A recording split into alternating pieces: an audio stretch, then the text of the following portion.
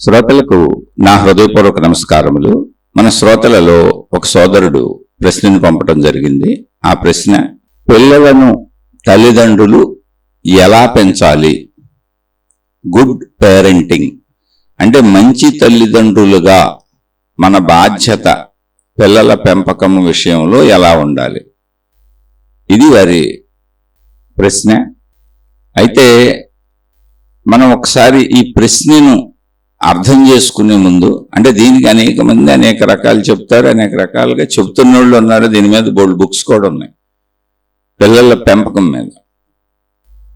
ఇక్కడ గుర్తుపెట్టుకోవలసినటువంటి ఒక విషయం ఏంటి అంటే, ప్రకృతిని ఒకసారి గమనించుకుంటూ వెళ్దాం. అక్కడి నుంచి మిగిలిన దానికి వెళ్ళొచ్చు. ప్రకృతిలో మన చుట్టూ జంతువులు ఉన్నాయి, చెట్లు ఉన్నాయి. మిగిలిన పంచభూతాలన్నీ వీటికి సహకరిస్తూ ఉంటాయి ఇవి బ్రతకటానికి. ఇప్పుడు ఏ చెట్టు విత్తనం అదే మొక్క అవుతుంది, అదే పువ్వులు వస్తాయి, అదే కాయలు వస్తాయి, అదే మొక్కలా ఎదుగుతుంది. అంటే ఇప్పుడు ఆ చెట్టు విత్తనాలన్నీ ఆ చెట్టు బిడ్డలో, అలా వృక్షజాతి ముందుకెళ్తుంది. కానీ వృక్ష జాతిని తాను స్వయముగా అది తన బిడ్డలను పెంచుకునే విధానం లేదు. మొక్కల నుంచి మొక్కలు వస్తాయి, విత్తనాలు రాలి పడిపోయి కూడా మొక్కలు వస్తాయి, భూమిలోంచి మొక్కలు వస్తూ ఉంటాయి. వాటికి ఆ వాతావరణం ఏర్పడితే చాలు. అంటే ఇక్కడ చెప్పదలిచిన విషయం ఏంటంటే, దానంతట అది జరుగుతున్న సృష్టి. వాటికి ఉన్న అవకాశాలను బట్టి అవి పెరుగుతూ ఉంటాయి. అయితే ఇక్కడ మనిషి తనకు కావలసిన మొక్కలను పెంచుకుంటూ ఉంటాడు. అలా పెంచుకునేటప్పుడు ఆ మొక్కలకి తను ఇవ్వవలసినటువంటి పోషణ ఇస్తూ ఉంటాడు.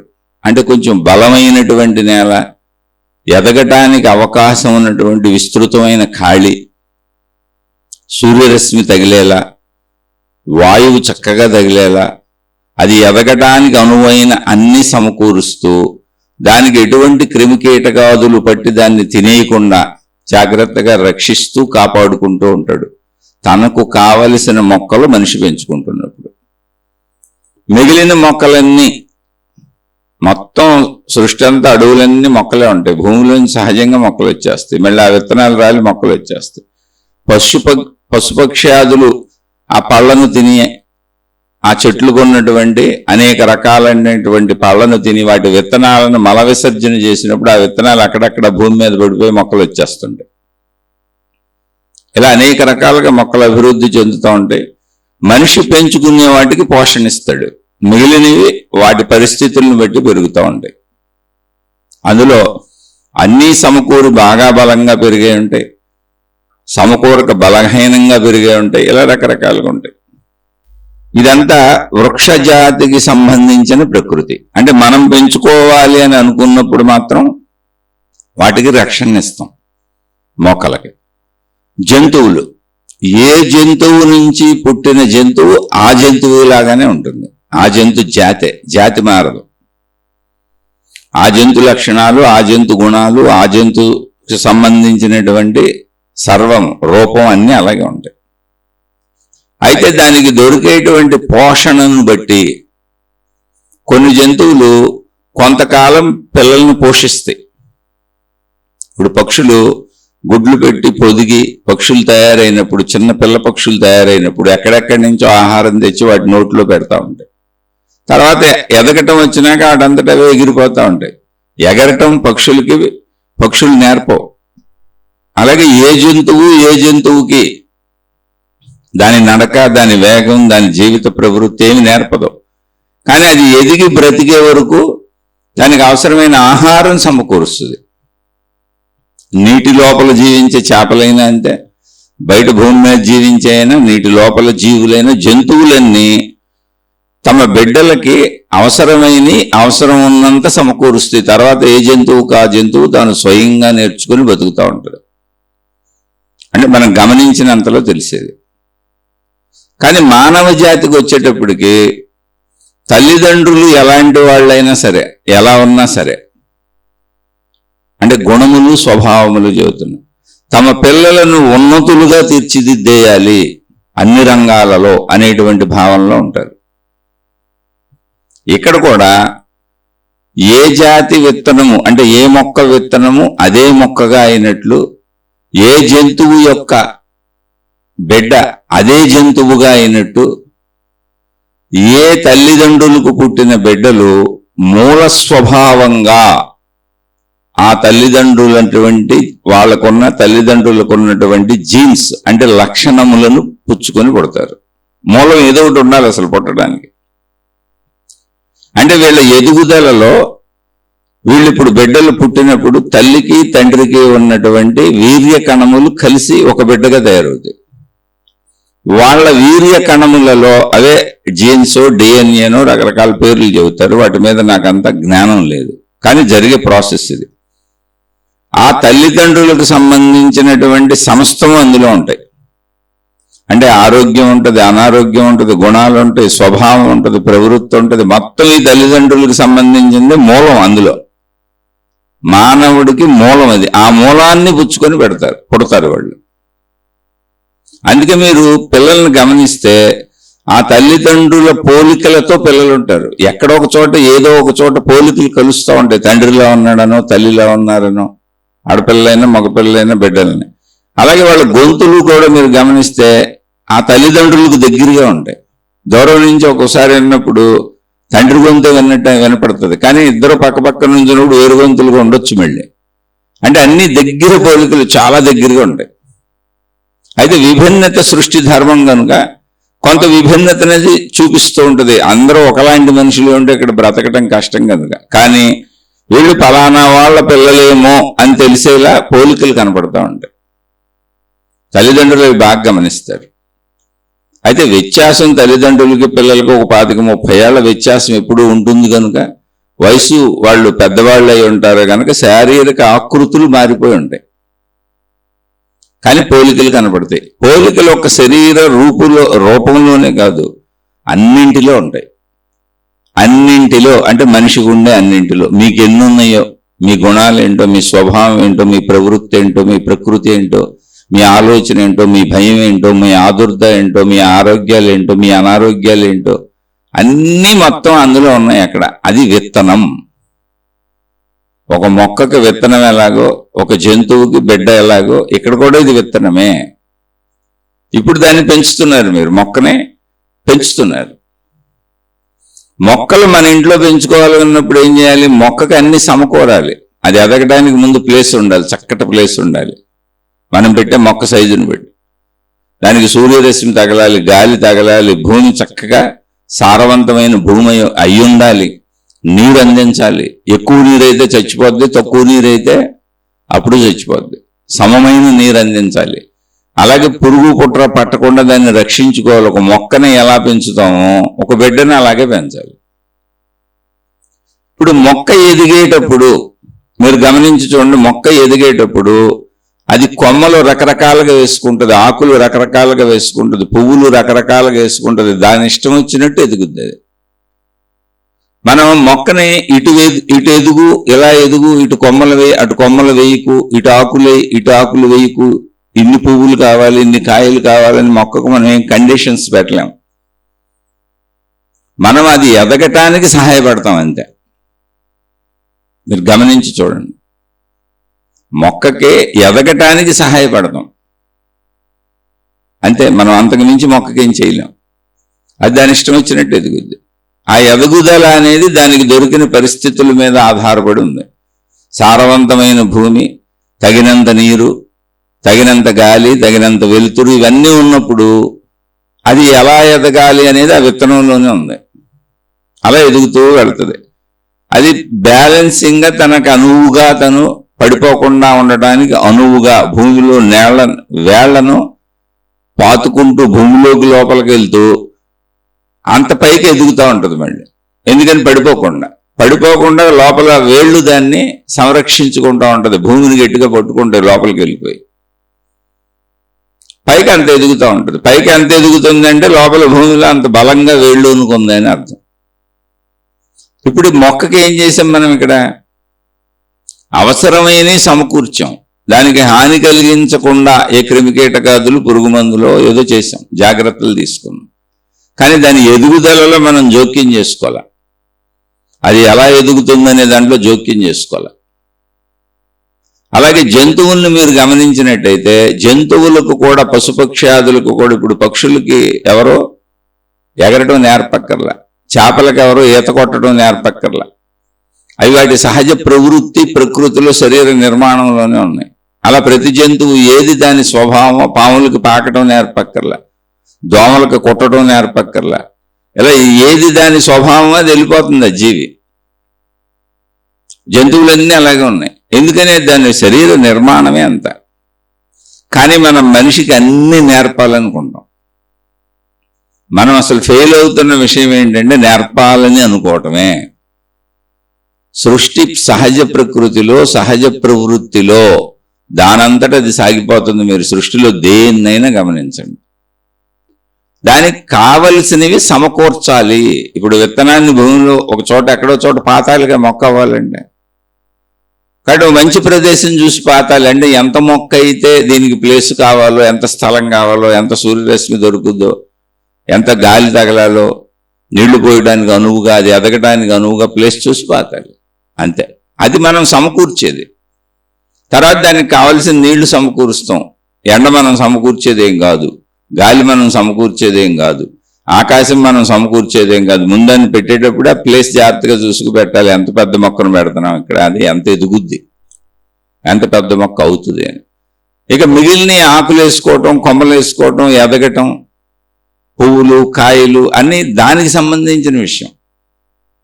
మనం ఎంత ప్రయత్నం చేసినా దానికి పౌష్టికమైనటువంటి బలం ఏదైనా చేయగలం. దానికి హాని కలిగించే వాటిని, క్రిమికీటకాదుల్ని పోగొట్టే క్రిమి సంహారక మందులు కొట్టగలం. ఇప్పుడు రైతులు పంటలు పండించేటప్పుడు జరిగేది అదే. కానీ దాని విధానం దానికి ఉంది. ఈ పోషణ సరిగా జరగనప్పుడు పంట దిగుబడి తగ్గుద్ది. ఎందుకని? క్రిమికీటకాదుల వలన, అవి తినేస్తాయి కాబట్టి. అలాగే సరైన బలం లేకపోవటం వలన బలహీనమైన పంట వస్తుంది. అంటే మంచి నిగారింపుగా ఉన్న పెద్ద పెద్ద సైజుకి అది వెళ్ళలేదు, ఎందుకని బలం లేకపోవటం వలన. అలా సారవంతమైన భూమి కావాలి, ఆ బలానికి ఏం కావాలో అవి చేయాలి. అందుకే రైతులు ఎరువులు, మందులు కొడతారు. ఎందుకని భూమి నిత్యం పండించుకుంటూ వెళ్ళిపోతున్నాం అలవాటుగా. భూమిలో సారం లేనప్పుడు ఎరువులతో సారాన్ని ఇస్తున్నారు.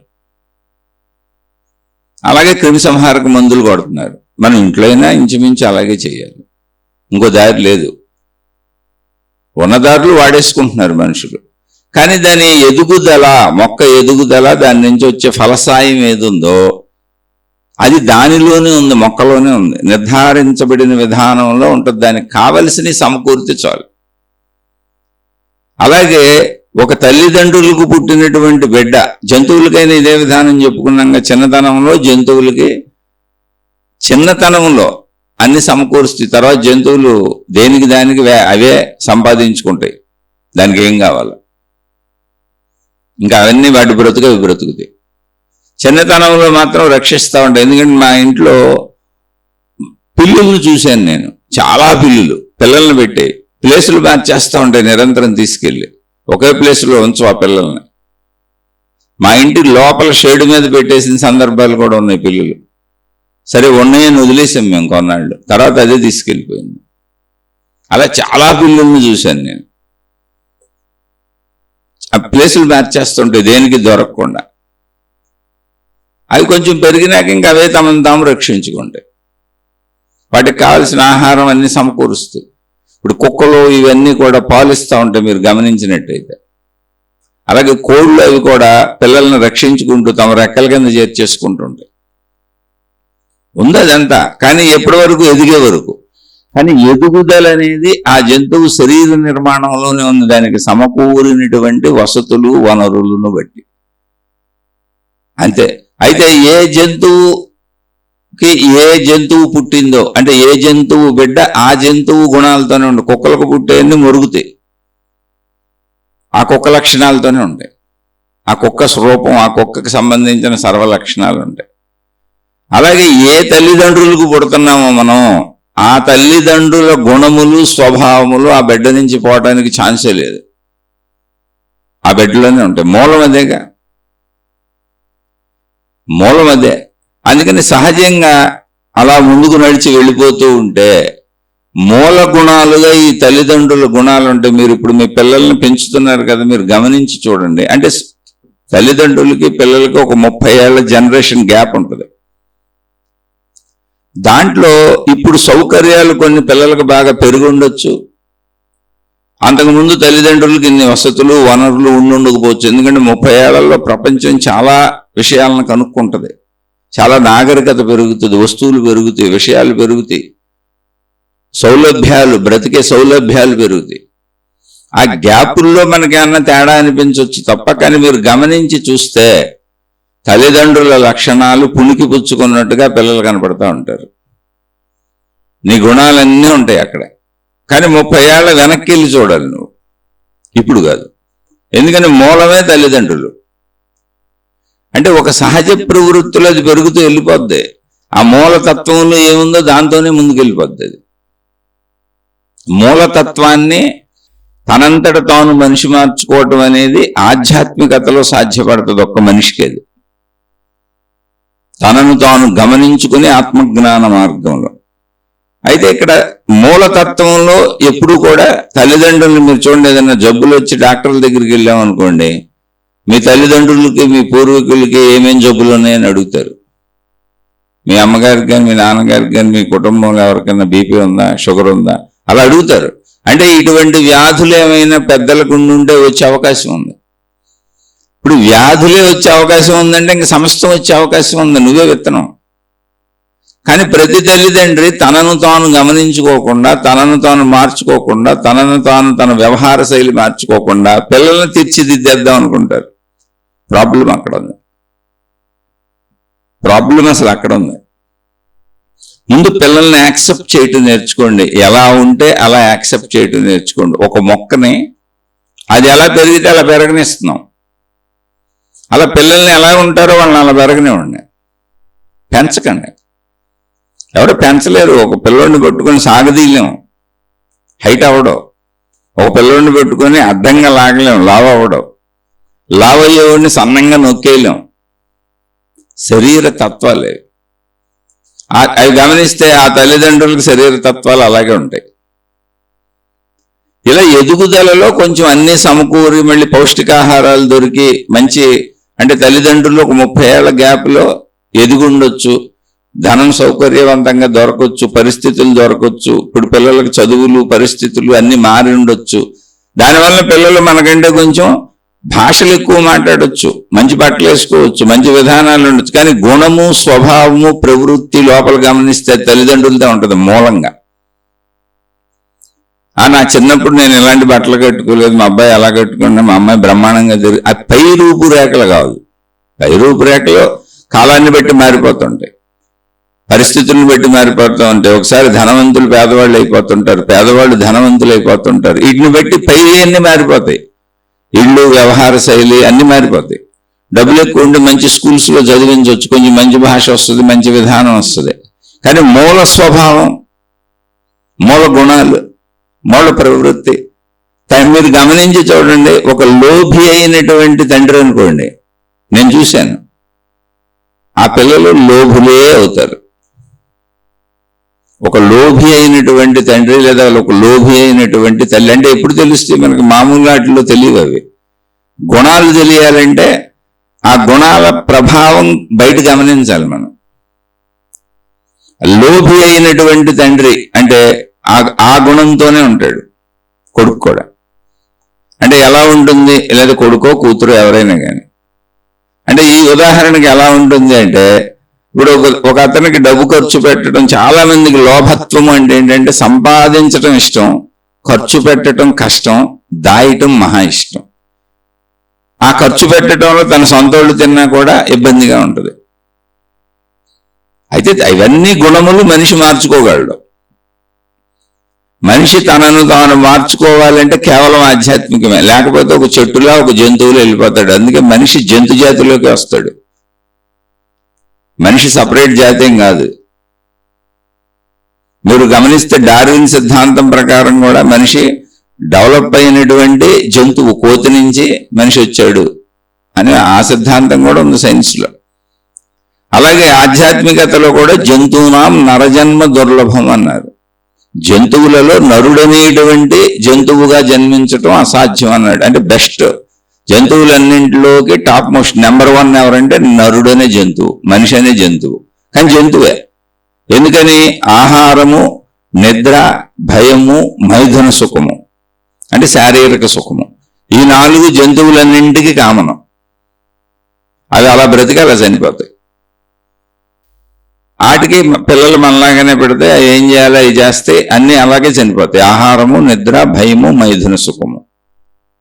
మనిషి కూడా కేవలం ఇలాగే బ్రతికి చనిపోతే మరి మనుషులందరూ ఇలాగే బ్రతికి చనిపోతుంది. ఆహారం, వృత్తి వ్యాపార ఉద్యోగాలు, భయము. ప్రతి మనిషికి అన్ని విషయాలలో భయం, తన విషయంలో, తన కుటుంబం విషయంలో. నిద్ర, అందరూ నిద్రపోవాల్సిందే. నిద్రకు విశ్వ ప్రయత్నం చేస్తాం, పట్టకపోతే స్లీపింగ్ పిల్స్ కూడా వేసుకుంటాం. మైథున సుఖము, అందరం శారీరక సుఖాల కోసమే కుటుంబ వ్యవస్థ ఏర్పరచుకున్నాం. తద్వారా పిల్లల్ని కానీ నేను, నాది, నా వాళ్ళని కుటుంబ వ్యవస్థలో నడుస్తున్నాం. ఇలా నా కోసం, నా కుటుంబం కోసం బ్రతికి చనిపోయాను అనుకోండి, సేమ్ జంతువు నేను ఒకటే, రూపం మారింది. నరుడనే జంతువు నేను. నరుడనే జంతువుని మనం గమనిస్తే డార్విన్ సిద్ధాంతం ప్రకారం కోతులలో చింపాంజీలు అనే జాతి కాళ్ళ మీద నడుస్తుంది, పైకి నుంచి ఉంటుంది మనిషిలాగా. అన్ని జంతువులు 4 కాళ్ళ మీద వెళ్తాయి. ఈ చింపాంజీలనే మీరు గమనిస్తే మనిషికి చాలా దగ్గరగా ఉంటాయి వాటి ముఖ కవళికలు, పోలికలు కూడా. ఆ తర్వాత స్టేజ్ మనిషి అంతే. ఆ చింపాంజీల తర్వాత స్టేజ్ మనిషి. పూర్తి నిటారుగా నిలబడితే మనిషి. 2 కాళ్ళు, మిగిలిన 2 కాళ్ళు చేతులైనవి అంతే. అవసరాలకు అవి పనిచేయాలి. అంటే సృష్టిలో ఎప్పుడు కూడా మార్పు జరుగుతూ ఉంటుంది. అవసరార్థం అన్నమాట ఇదంతా. ఆధ్యాత్మికత అదే చెప్పింది, మనిషి జంతువే అని. ఇలాగే చనిపోయే వాళ్ళందరూ ఆహారము, నిద్ర, భయము, మైథున సుఖంతో చనిపోయే వాళ్ళందరూ మనుషులే. ఇప్పుడు మనం ఏం సమకూర్చగలం? మొక్కల కిందాక ఏం చెప్పుకున్నాం? మంచి ప్లేసులో పాతటం, నీళ్లు చక్కగా దానికి అవసరమైనంత ఇవ్వటం. ఎక్కువ నీరు చచ్చిపోద్ది, తక్కువ నీరుకి చచ్చిపోద్ది. గాలి వెలుతురు మనం చేసేది ప్లేసే మంచి ప్లేసులో నాటమే. క్రిమిసంహారక మందులు అంటే దానికైనా హాని కలిగించే ఉంటే అవి జాగ్రత్తగా చూసుకొని పురుగు పుట్ర పట్టకుండా రక్షించడం. సేమ్ పిల్లలకి అంతే. వాళ్ళకి అవసరమైన పౌష్టికాహారం మనం ఏమి ఇవ్వగలమో అది ఇవ్వటం. అంటే నేను ఇక్కడ ఇందాక చెప్పాను, లోభులు అనేవాళ్ళ గుణాలు ఎప్పుడు తెలుస్తాయి? లోభత్వం అంటే తండ్రికి సంపాదించటం ఇష్టం, తల్లికి డబ్బు ఇష్టం. ఎవరొకళ్ళకి లోభత్వం బాగా ఉన్నవాళ్ళు తత్వం చెబుతున్నా. సేమ్ అదే బిడ్డల్లో కనపడుతుంది. అలాగే బాగా ఖర్చు పెట్టేసే తల్లిదండ్రులు అనుకోండి, అదే గుణం పిల్లల్లో కనపడుతుంది. ఎందుకనంటే మూలతత్వం అదే. ప్లస్ పుట్టిన కాడి నుంచి నిన్ను చూసి గమనిస్తున్నారు, నీ ఇంట్లో నీతోనే ఉన్నారు, నీ పక్కనే పడుకున్నారు, నువ్వు చెప్పినవి అన్నారు, నీ మాటలే నేర్చుకున్నారు. తల్లిదండ్రులు ఏ పదాలు వాడితే ఆ పదాలే వాడతారు. అవన్నీ నీ నుంచే నేర్చుకున్నారు. తర్వాత స్కూల్కి వెళ్ళి ఫ్రెండ్స్ ఉంటే ఇంకొంచెం నేర్చుకున్నారు. అంటే నీ దగ్గర నేర్చుకున్న వాటికి కొంచెం యాడ్ చేసుకుంటున్నారు. మనం బట్టలు వేసుకొని పెర్ఫ్యూమ్స్ కొట్టుకుంటాం. బట్టలు వేసుకున్నాం, చక్కగా ఉతికిన మంచి బట్టలు వేసుకున్నాం, రెడీ అయిపోయాం, తలకిలా చక్కగా దూకున్నాం. ఇప్పుడు పెర్ఫ్యూమ్స్ వచ్చినాయి, హెయిర్ స్ప్రేలు. అంటే హెయిర్కి కొట్టుకోవచ్చు, కదలకుండా చక్కగా స్టిఫ్గా ఉండిపోయేలా హెయిర్ స్ప్రేలు ఉన్నాయి, బాడీ స్ప్రేలు ఉన్నాయి, ప్లస్ మళ్ళీ బట్టల మీద కొట్టుకునే పెర్ఫ్యూమ్స్ ఉన్నాయి. ఇది అలంకరణ. అలా మూలంలో తల్లిదండ్రుల గుణాలు పట్టుకు పుట్టినటువంటి బిడ్డలు అలంకరించుకుంటారు సొసైటీలో దొరికినటువంటి గుణాలను తీసుకొని, స్వభావాలను తీసుకొని. అవి మాటలు కావచ్చు, పరిస్థితులు కావచ్చు, విషయాలు కావచ్చు. కానీ గుణాలను గమనిస్తే తెలుస్తుంది. అంటే మూలతత్వానికి వెళ్ళాలి. గుణం బయట పడదు తొందరగా. ఎందుకంటే బయటకు ఎలా తెలుస్తుంది? దగ్గరికి ఉన్న వాళ్ళకి తెలుస్తుంది. అంటే ఒక భర్త గుణం భార్యకి తెలుస్తుంది, ఒక భార్య గుణాలు భర్తకి తెలుస్తాయి, పక్కింటి వాళ్ళకి తెలియవు, తెలిసినట్టు కనపడతాయి. మూల గుణాలను ఒక మనిషి నుంచి తెలుసుకోవడం చాలా కష్టం. అందుకని గుణ ప్రవృత్తిలో చూసినప్పుడు ఒక లోభి అయినటువంటి తండ్రికి పుట్టిన బిడ్డ లోభిగానే ఉంటాడు. అంటే విపరీత లోభి అంటే ఏంటి? సంపాదించాలన్న కాంక్ష ఎక్కువ, ఖర్చు పెట్టాలన్న కాంక్ష తక్కువ, దాచేయాలన్న కాంక్ష ఎక్కువ. ఏం చేస్తావంటే అలా దాచి దాచి చచ్చిపోతాడు అంతే. అది అంటే ఏమి లేదు, డబ్బు గొప్పది అనేది మనసులో బలంగా పడిపోయింది. ఆ డబ్బు గొప్పది కాబట్టి దాన్ని సంపాదించేయాలి. మరి ఖర్చు పెట్టుకొని నువ్వు ఆనందంగా కొంచెం తిని బ్రతకొచ్చు కదా అన్నదానికి లెక్కలేసుకుంటాడు. తినకుండా ఎందుకుంటాడు? లోబి కూడా బతకాలంటే తినాలిగా. కానీ వాళ్ళకున్న వసతులు వనరుల్లో వాళ్ళ జీవన విధానం తెలియజేస్తూ ఉంటుంది వీళ్ళు లోభులు, లోభత్వం ఉన్నవాళ్ళు అని. అది బయటపడిపోద్ది. అది వాళ్ళకే తెలుస్తుంది, వాళ్ళని గమనించిన దగ్గర వాళ్ళకి తెలుస్తుంది. అయ్యే గుణాలు పిల్లలకు వస్తాయి. మూల గుణములు తల్లిదండ్రులవే, మార్చలేవు. ఒక చెట్టు విత్తనాన్ని తెచ్చి ఇంకొక చెట్టులో పెంచలేవు. ఇప్పుడు మామిడి విత్తనం పెట్టి జాంకాయలు కోరుకున్నాం అనుకోండి, జామ చెట్టు కావాలనుకున్నాం అనుకోండి, రాదుగా. ప్రకృతి నియమానికి విరుద్ధంగా అది. అలాగే జామ చెట్టును పెట్టి మామిడి చెట్టు కావాలనుకున్నాం అనుకోండి, అది ప్రకృతి నియమానికి విరుద్ధంగా మనుషులైనంతే. మూల గుణములు తల్లిదండ్రుల యొక్క ప్రవృత్తులు. ఆ ప్రవృత్తులు ఒక్క తల్లిదండ్రులతోనే వీళ్ళు ఉండరు కనుక మూల ప్రవృత్తి అలా ఉంటే ఆ మూల ప్రవృత్తిని అలంకరించుకుంటారు బయట చుట్టూ సమాజంలో దొరుకుతున్నటువంటి పరిస్థితులను బట్టి. అవి తల్లిదండ్రులకు అటువంటి పరిస్థితులు దొరుకుండకపోవచ్చు, వీళ్ళకి దొరుకుతూ ఉంటాయి. వాటిని బట్టి వాళ్ళు ఇంకా వికాసము చెందుతూ ఉంటారు. ఆ వికాసం చెడు వైపు వెళ్తుందా మంచి వైపు వెళ్తుందా అనేది కాదు, ఏం దొరుకుతున్నాయి. ఇప్పుడు చెడు వైపు వెళుతున్న వికాసం అనుకోండి, ఖచ్చితంగా వాళ్ళ తల్లిదండ్రులు చెడ్డవాళ్ళు అయ్యి ఉంటే ఆ వికాసం చెడు వైపే వెళుతుంది.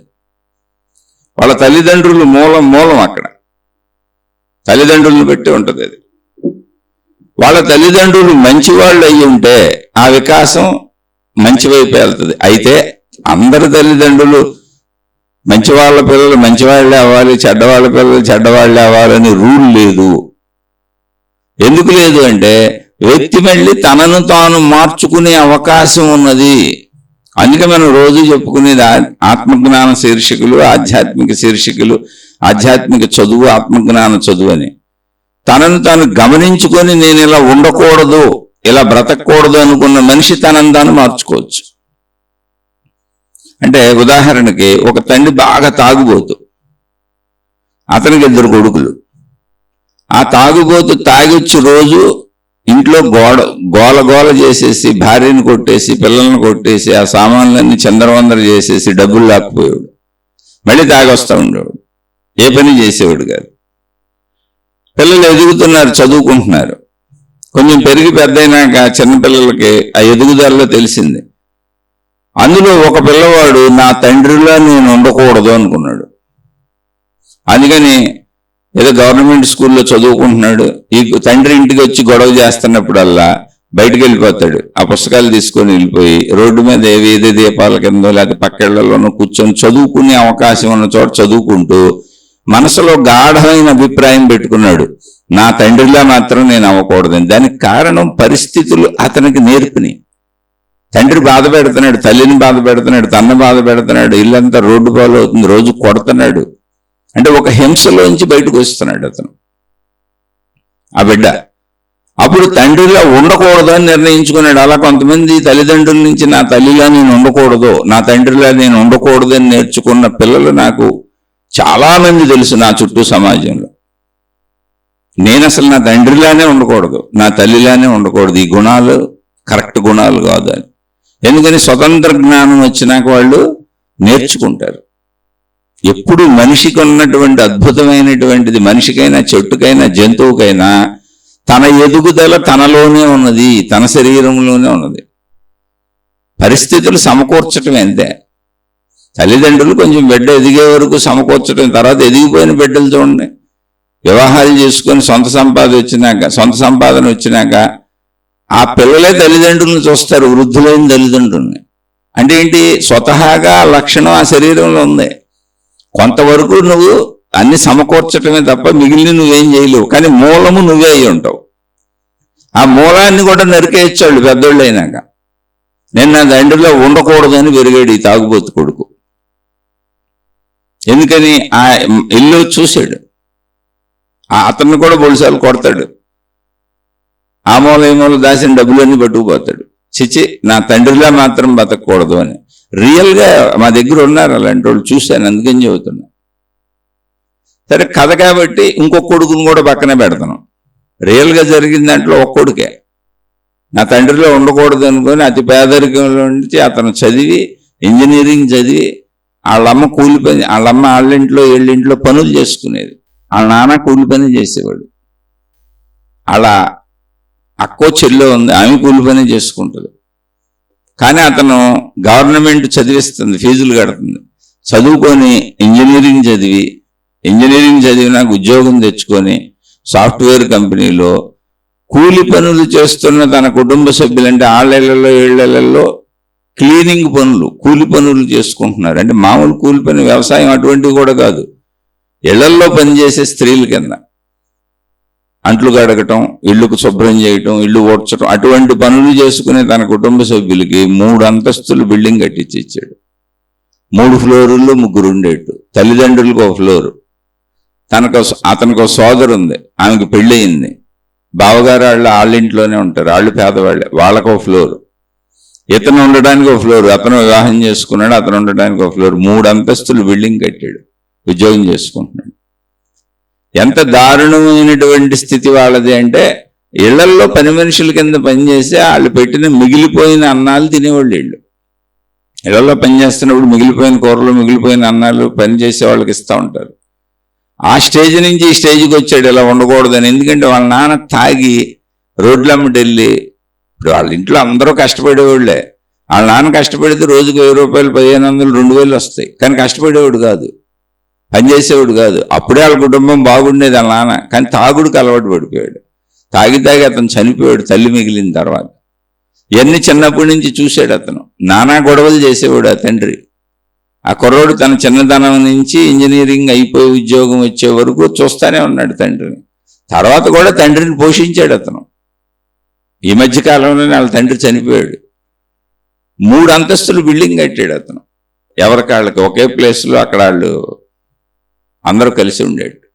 అంటే ఏంటి, తండ్రిలా ఉండకూడదు అనుకున్నాడు, తల్లిలా ఉండకూడదు అనుకున్నారు. ఇప్పుడు ఆ కొడుకుని చూస్తే అసలు ఈ తల్లిదండ్రుల పోలికలు ఉన్నట్టే కనపడవు, కానీ మొత్తం అతని రూపురేఖలు, అతని స్వభావం, అతని గుణం మొత్తం వాళ్ళ తల్లిదండ్రుల్లానే ఉంటాడు. రూపురేఖలు అలాగే ఉంటాయి, గొంతు అలాగే ఉంటుంది, కానీ గుణమార్పు చేసుకున్నాడు. చదువుకున్నాడు, వాళ్ళు చదువుకోలేదు, అందుకని పూర్తి భిన్నంగా కనపడతాడు. అంటే అదే తల్లిదండ్రులకి ఇతనికి దొరికినటువంటి పరిస్థితులు దొరుకుంటే ఇతనిలానే అయ్యేవాళ్ళు ముందు కూడా. అప్పుడు పరిస్థితులు దొరకలేదు, సమకూరలేదు. వాళ్ళకి చదువు నేర్పించే వాళ్ళు ఉండి, అప్పుడు గవర్నమెంట్లు చదివించి ఉండి, అప్పుడు ఫీజులు కట్టి ఉండి, మీరు ఎంతైనా చదువుకోండి మేము చదివిస్తామని ఉంటే వాళ్ళు కూడా ఇలాగే అయ్యేవాళ్ళు. వాళ్ళకి అసలు అవేం దొరకలా. వాళ్ళు ఎక్కడో ఒక ట్రైబల్ ప్రాంతం నుంచి వచ్చేసారు ఇక్కడికి. అంటే అసలు కనీసం బ్రతుకు తెరుగుకి అన్నానికి కూడా దొరకని ప్రదేశం నుంచి వచ్చేసారు. తర్వాత ఈ స్థాయికి వచ్చారు, ఇప్పుడు ఈ స్థాయిలో ఉన్నారు. అతను ప్రేమించి పెళ్లి చేసుకున్నాడు. వాళ్ళ కంపెనీలో, సాఫ్ట్వేర్ కంపెనీలోనే ఉద్యోగం చేసే ఇంకో అమ్మాయిని. ఇప్పుడు అతను కారుల్లో తిరుగుతున్నాడు. భార్యాభర్తలు ఇద్దరు సాఫ్ట్వేర్ ఇంజనీర్లు. కానీ అతను ఎవరిని వదలలేదే. చక్కగా తల్లికి 1 ఫ్లోర్ వేసేసాడు, తల్లిదండ్రి ఉండటానికి. దానికి 1 సోదరు ఉంది, సోదరి, ఆ సోదరికి సంబంధించిన భర్త, వాళ్ళ పిల్లలు ఉండడానికి 1 ఫ్లోర్ వేసాడు, తను ఉండడానికి 1 ఫ్లోర్ వేసుకున్నాడు. 3 ఫ్లోర్లు ఒకదానిపైన ఒకటి కట్టాడు, ఉద్యోగాలు చేసుకుంటున్నాడు. అంటే ఆ తల్లిదండ్రులకి సౌకర్యాలు దొరుకుంటే అలా అయి ఉండేవాళ్ళు కాదు. బహుశా నాన్న కూడా తాగుబోతు అయి ఉండేవాడు కాదేమో, ఎందుకంటే కొడుకు బుద్ధుల్ని బట్టి. కానీ వాళ్ళకి దొరకలే, అసలు సౌకర్యాలు లేవు, వసతులు లేవు, వనరులు లేవు. ఆ దొరికిన ఫ్రెండ్స్, అతను ఉన్న ప్రవర్తన, అతను ఉన్న ప్రదేశము, అక్కడ ఉన్న వాళ్ళ అలవాట్లు అన్నీ ఊరినే అలా తాగుడు అలవాట్లు ఉన్న ప్రాంతాల్లో, ఎక్కడో మారుమూల గిరిజన ప్రాంతాల్లో, కొండల్లో ఉన్నోళ్ళు. తర్వాత సిటీస్కి వచ్చేసారు. అందుకని ఒక గుడ్ పేరెంటింగ్ అంటే ఏం చేయగలం మనం అంటే, ఒక మొక్కకి ఏం చేయగలవు అంతే చేయగలవు నువ్వు, జాతి మారదు. అలాగే మనిషికి ఉండే పరిస్థితులు, సమకూరే పరిస్థితులు, నువ్వు మంచి పరిస్థితుల్ని సమకూర్చివ్వగలవు. కానీ వాళ్ళు మళ్ళీ నువ్వే కాదుగా, చుట్టూ ఉన్న వాతావరణం ఉంది. ఇప్పుడు మొక్కకి ఎండ కావాలి, మొక్కకి గాలి కావాలి, మొక్కకి నువ్వు పెట్టిన భూమి సారవంతమైంది ఉండాలి. సరిపోని నీళ్ళు నువ్వు పోస్తావు అనుకో, కొంచెం ఎరువులు వేస్తావు అనుకో, క్రిమిసంహారక మందులు కొడతావు అనుకో, సరైన గాలి, సరైనటువంటి సూర్యరశ్మి లేకపోతే మనం ఏం చేయగలం? మనిషేనంతే. తల్లిదండ్రులు ఎంతవరకు ఏం చేయగలరో అది సమకూర్చటమే. అంటే జనరల్గా తల్లిదండ్రులు ఏంటి అంటే, పిల్లల ముందు ఘర్షణలు పడకూడదు. ఇంట్లో పిల్లలు చిన్నపిల్లలుగా ఎదుగుతున్నప్పుడు సంగతి చెబుతున్నా. పిల్లల ముందు గొడవలు పడకూడదు. అలాగే పిల్లల ముందు ఆ చిన్నపిల్లలు చూస్తుండగానే పిల్లల ముందే మన ముద్దు మురుపాలు హద్దులు దాటకూడదు. ప్రేమగా ఉన్నట్టు కనపడవచ్చు, హద్దులు దాటకూడదు. అలాగే పిల్లల ముందు భాష, మనం ఉపయోగించే భాష పదాలు సంస్కారవంతంగా ఉండి అవే నేర్చుకుంటారు. మన ఇష్టారాజ్యంగా మన కట్టు బొట్టు తీరు తెన్ను మన నడవడిక ఇదంతా ఇష్టారాజ్యంగా ఉండి పిల్లలు మాత్రం బాగుండాలంటే కుదరదు. ఎందుకని చూసి నేర్చుకుంటున్నారు. అలా పరిస్థితులు చక్కగా వాళ్ళకి పిల్లలకి ఎప్పుడు కూడా దగ్గర కూర్చోబెట్టుకొని వాళ్ళతో టైం స్పెండ్ చేయాలి, వాళ్ళతో గడపాలి. వాళ్ళ భయాలేంటి, వాళ్ళ బాధలేంటి, వాళ్ళ ఇష్టాలేంటి, వాళ్ళ అయిష్టాలేంటి తెలుసుకోవాలి. వాళ్ళ మీద మన ఇష్టాలు రుద్దేయకూడదు. ఇప్పుడు తల్లిదండ్రులందరూ నేను గమనించిన వాళ్ళల్లో 100కి 99 మంది, 1000కి 999 మంది పిల్లలను తమకిష్టం వచ్చినట్టుగా తీర్చిదిద్దాలని ప్రయత్నించారు. అంటే నా కొడుకు డాక్టర్ అవ్వాలి, నా కొడుకు ఇంజనీర్ అవ్వాలి, నా కొడుకు ఐఏఎస్ అవ్వాలి, నా కూతురు ఐపీఎస్ అవ్వాలి, సంథింగ్ ఏదైతే అది కూతురైన కొడుకైనా వీళ్ళు అనుకున్నట్టు వాళ్ళు అవ్వాలి. నేను చేయలేని అన్ని నా పిల్లలు చెయ్యాలి, నేను సాధించలేనివన్నీ నా పిల్లలు సాధించాలి. ఇలా చేశారు. అంటే ఇక్కడ ఏం జరుగుతుందంటే నీ పిల్లల్ని వాళ్ళ జీవితం వాళ్ళు జీవించినట్లా నీ జీవితాన్ని నీ పిల్లల రూపంలో నువ్వు జీవిద్దాం అనుకుంటున్నావు. ఇది ఎక్కడ దారుణం. అది ఇంకొక జీవి కదా. వాళ్ళ జీవితాన్ని వాళ్ళు జీవించనే ఉన్నాయి, వాళ్ళకి నచ్చినవి వాళ్ళు చేయనే ఉన్నాయి, వాళ్ళకి ఇష్టం వచ్చినట్టు వాళ్ళు ఉండే వాళ్ళకి రెక్కలు వచ్చినప్పుడు వాళ్ళు ఎగురుతారు. ప్రతి పక్షికి రెక్కలు వచ్చి ఎగిరే సామర్థ్యం వచ్చే వరకు మాత్రమే తల్లి పక్షో తండ్రి పక్షో దానికి ఆహారం తెచ్చి పెడుతుంది, దాన్ని జాగ్రత్తగా చూసుకుంటుంది, కాపాడుకుంటుంది. రెక్కలు వచ్చినాక అది ఎడగురుతుంది అనేది ఇంకా తల్లి పక్షి తండ్రి పక్షి డైరెక్షన్ ఉండదు. ఏ జంతువుకైనా అంతే, నో డైరెక్షన్స్. అలాగే డైరెక్షన్స్ నువ్వు ఇవ్వకో. ఇస్తే ఏమైంది, ఇస్తే తప్పంటే తప్పేం కాదు, ఇస్తే ఏ తప్పు లేదు. కానీ వాళ్ళ జీవితం వాళ్ళు జీవించలా, నీ జీవితాన్ని వాళ్ళు జీవిస్తున్నారు. తల్లిదండ్రుల జీవితాన్ని ఆ పిల్లలు జీవిస్తున్నారు. అది కొంతమంది గౌరవంగా అనుకోవచ్చు. మా అమ్మ నాన్న నన్ను ప్రేమిస్తారు, వాళ్ళు చెప్పింది నా కోసమే, నేను వాళ్ళు చదవమందే చదువుతాం, డాక్టర్ అయిపోదాం, యాక్టర్ అయిపోదాం, అవి అయిపోదాం, ఏ అయిపోదాం అనుకునే వాళ్ళు చాలామంది ఉంటారు. కానీ వాళ్ళకి స్వతంత్రత ఉండదు. ఇలా పెరిగిన వాళ్ళందరూ మీరు గమనిస్తే, ఇలా పెరిగిన వాళ్ళందరూ అంటే తల్లిదండ్రులు ఏది చెబితే అది చేస్తూ పెరిగిన వాళ్ళందరూ మీరు గమనిస్తే, వాళ్ళ జీవితంలోకి లైఫ్ పార్ట్నర్ వచ్చినాక వాళ్ళు ఏం చెబితే చేస్తూ ఉంటారు. ఒకవేళ మగపిల్లలు అనుకో, ఆడవాళ్ళు ఏం చెబితే చేస్తూ ఉంటారు. ఆ భార్య ఏం చెబితే భార్యని అడిగి సంప్రదించి అన్నీ చేస్తూ ఉంటాడు. లేదు భర్త ఎదుకో, ఆవిడ అన్ని భర్తని అడిగి సంప్రదించేస్తుంది. అంటే ఎవరో ఒకళ్ళ మీద పరాధీన మనస్సు ఏర్పడిపోద్ది. లేదా స్నేహితుల్ని సలహాలు అడుగుతారు, ఏ పని చేయాలనో ఇంకొకళ్ళని ఏదో ఒకటి అడుగుతూ ఉంటారు. ఇండివిజువాలిటీని పెంచుకోరు. అయితే ఇది మూల గుణాలుగా తల్లిదండ్రుల్లో ఉంటే చేయగలిగింది కూడా ఏం లేదు. అది వచ్చినా కూడా అలా కూడా రావచ్చు. లేదా తల్లిదండ్రులు పెంపకంలో రావచ్చు. కొంతమంది తల్లిదండ్రులు మళ్ళీ మొత్తం అన్ని మా ఇష్ట ప్రకారం, అంటే నీ భవిష్యత్తు తీర్చిదిద్దుతున్నాం, నా పిల్లడిని ఆకాశంలో పెడతాను, మా అమ్మాయిని ఆకాశంలో పెడతాను, తీర్చిదిద్దేస్తానని, నేను ఒక పెద్ద హీరోని, నేను ఒక పెద్ద హీరోయిన్ని, నేను ఏదైనా సాధించగలను తల్లిదండ్రి అనుకుని ఆ పిల్లల్ని తీర్చిదిద్దేద్దామని నొక్కి తొక్కి బలవంతంగా వాళ్ళ చేత అన్ని చేస్తూ ఉంటారు. అంటే మూర్ఖులు మూఢులు. అసలు వాళ్ళు బాధపడుతున్నారా లేదా కూడా చూడరు. బాధపడితే ఏమైంది, మేము వాళ్ళ బాగు కోసమే అంటారు. చూస్తారు, బాధలు గమనిస్తారు. అటువంటి పిల్లలు రెబల్స్ అవుతారు. రెబల్స్ అవటం అంటే తల్లిదండ్రులకు వ్యతిరేకంగా తయారవుతారు. తల్లిదండ్రుల్ని వ్యతిరేకించి ద్వేషించి ఇష్టారాజ్యంగా మాట్లాడే పిల్లలందరూ వాళ్ళే. అంటే తమ అభిప్రాయాలని పిల్లల మీద రుద్దుతున్నారు. మీకు మీ పిల్లల్ని ఎప్పుడు వ్యతిరేకం చేసుకోబాకండి, అలానే అనుకూలం చేసుకోవాలని వాళ్ళ తప్పులన్నీ అంగీకరించబాకండి. తప్పులను సరిదిద్దటంలో కూడా ప్రేమగా ఉండాలి. ఎప్పుడు అసలు పిల్లల్ని దెబ్బేయకూడదు వాళ్ళ మీద.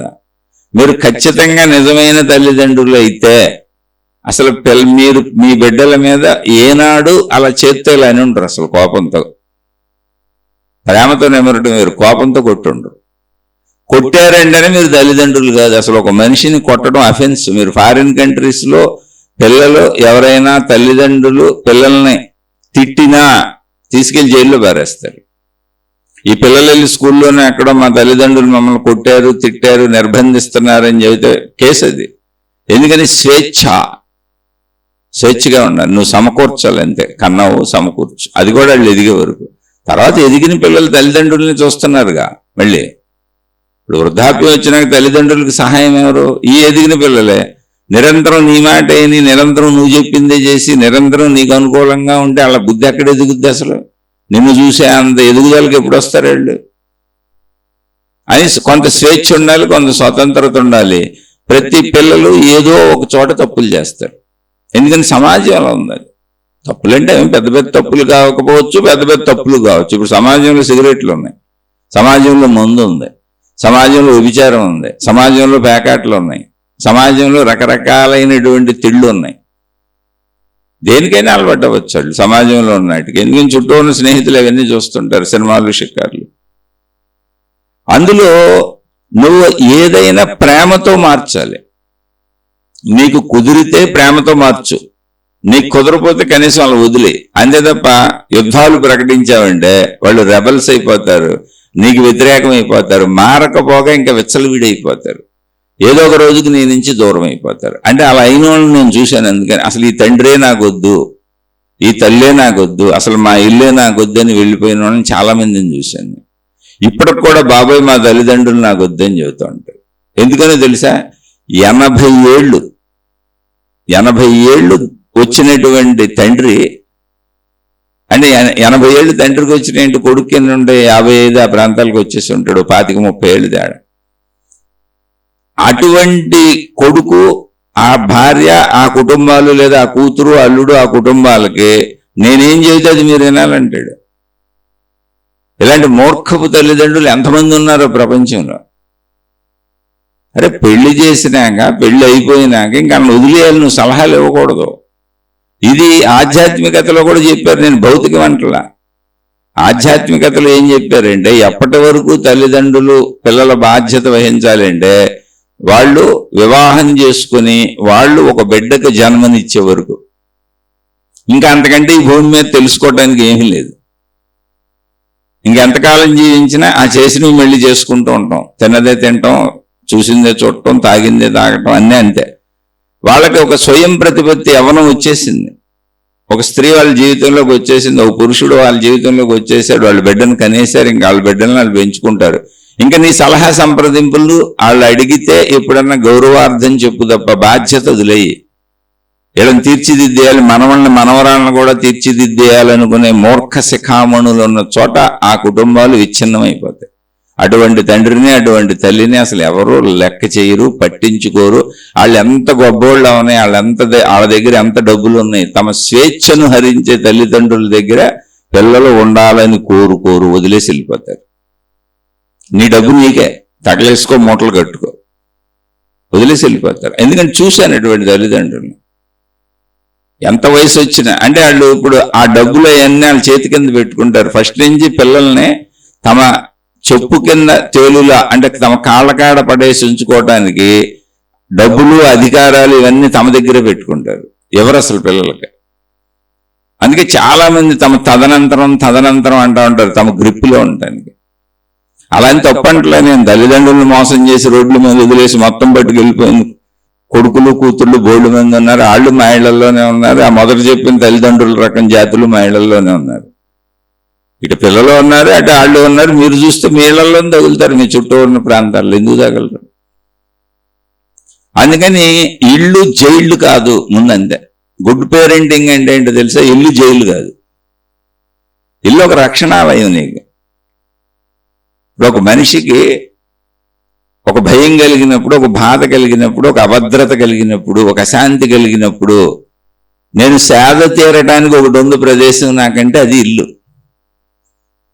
అప్పుడు మీరు మంచి తల్లిదండ్రులు. ఈ ఇంటి నుంచి ఎప్పుడు పారిపోదామా, మనకి బాబోయ్ ఈ ఇంట్లో మనం ఉండలేం అని అనిపిస్తుంది అంటే మీరు అసలు మంచి తల్లిదండ్రులే కాదు. ఇక మీరు నిర్ణయించుకోండి. గుడ్ పేరెంటింగ్ అంటే ఎవరికైనా సరే మంచి తల్లిదండ్రులే కాదు, మంచి భార్య, మంచి భర్త, మంచి తల్లిదండ్రులు, మంచి పిల్లలు, ఒక కుటుంబం అంతా మంచి కుటుంబం అంటే అర్థం ఏంటో తెలుసా? ప్రతి వాళ్ళకి ఇంటికి వెళ్ళాలనిపించాలి, ఆ ఇల్లు నాకు సేద తీరేదనిపించాలి. బయట అంతైనా తిరగనే, బయట ఆనందంగా ఉత్సాహంగా సంతోషంగా ఉన్నప్పుడు నా ఇష్టం వచ్చినట్టు తిరుగుతుంది. పిల్లలు కావచ్చు, పెద్దోళ్ళు కావచ్చు, సరదాగా తిరుగుతారు.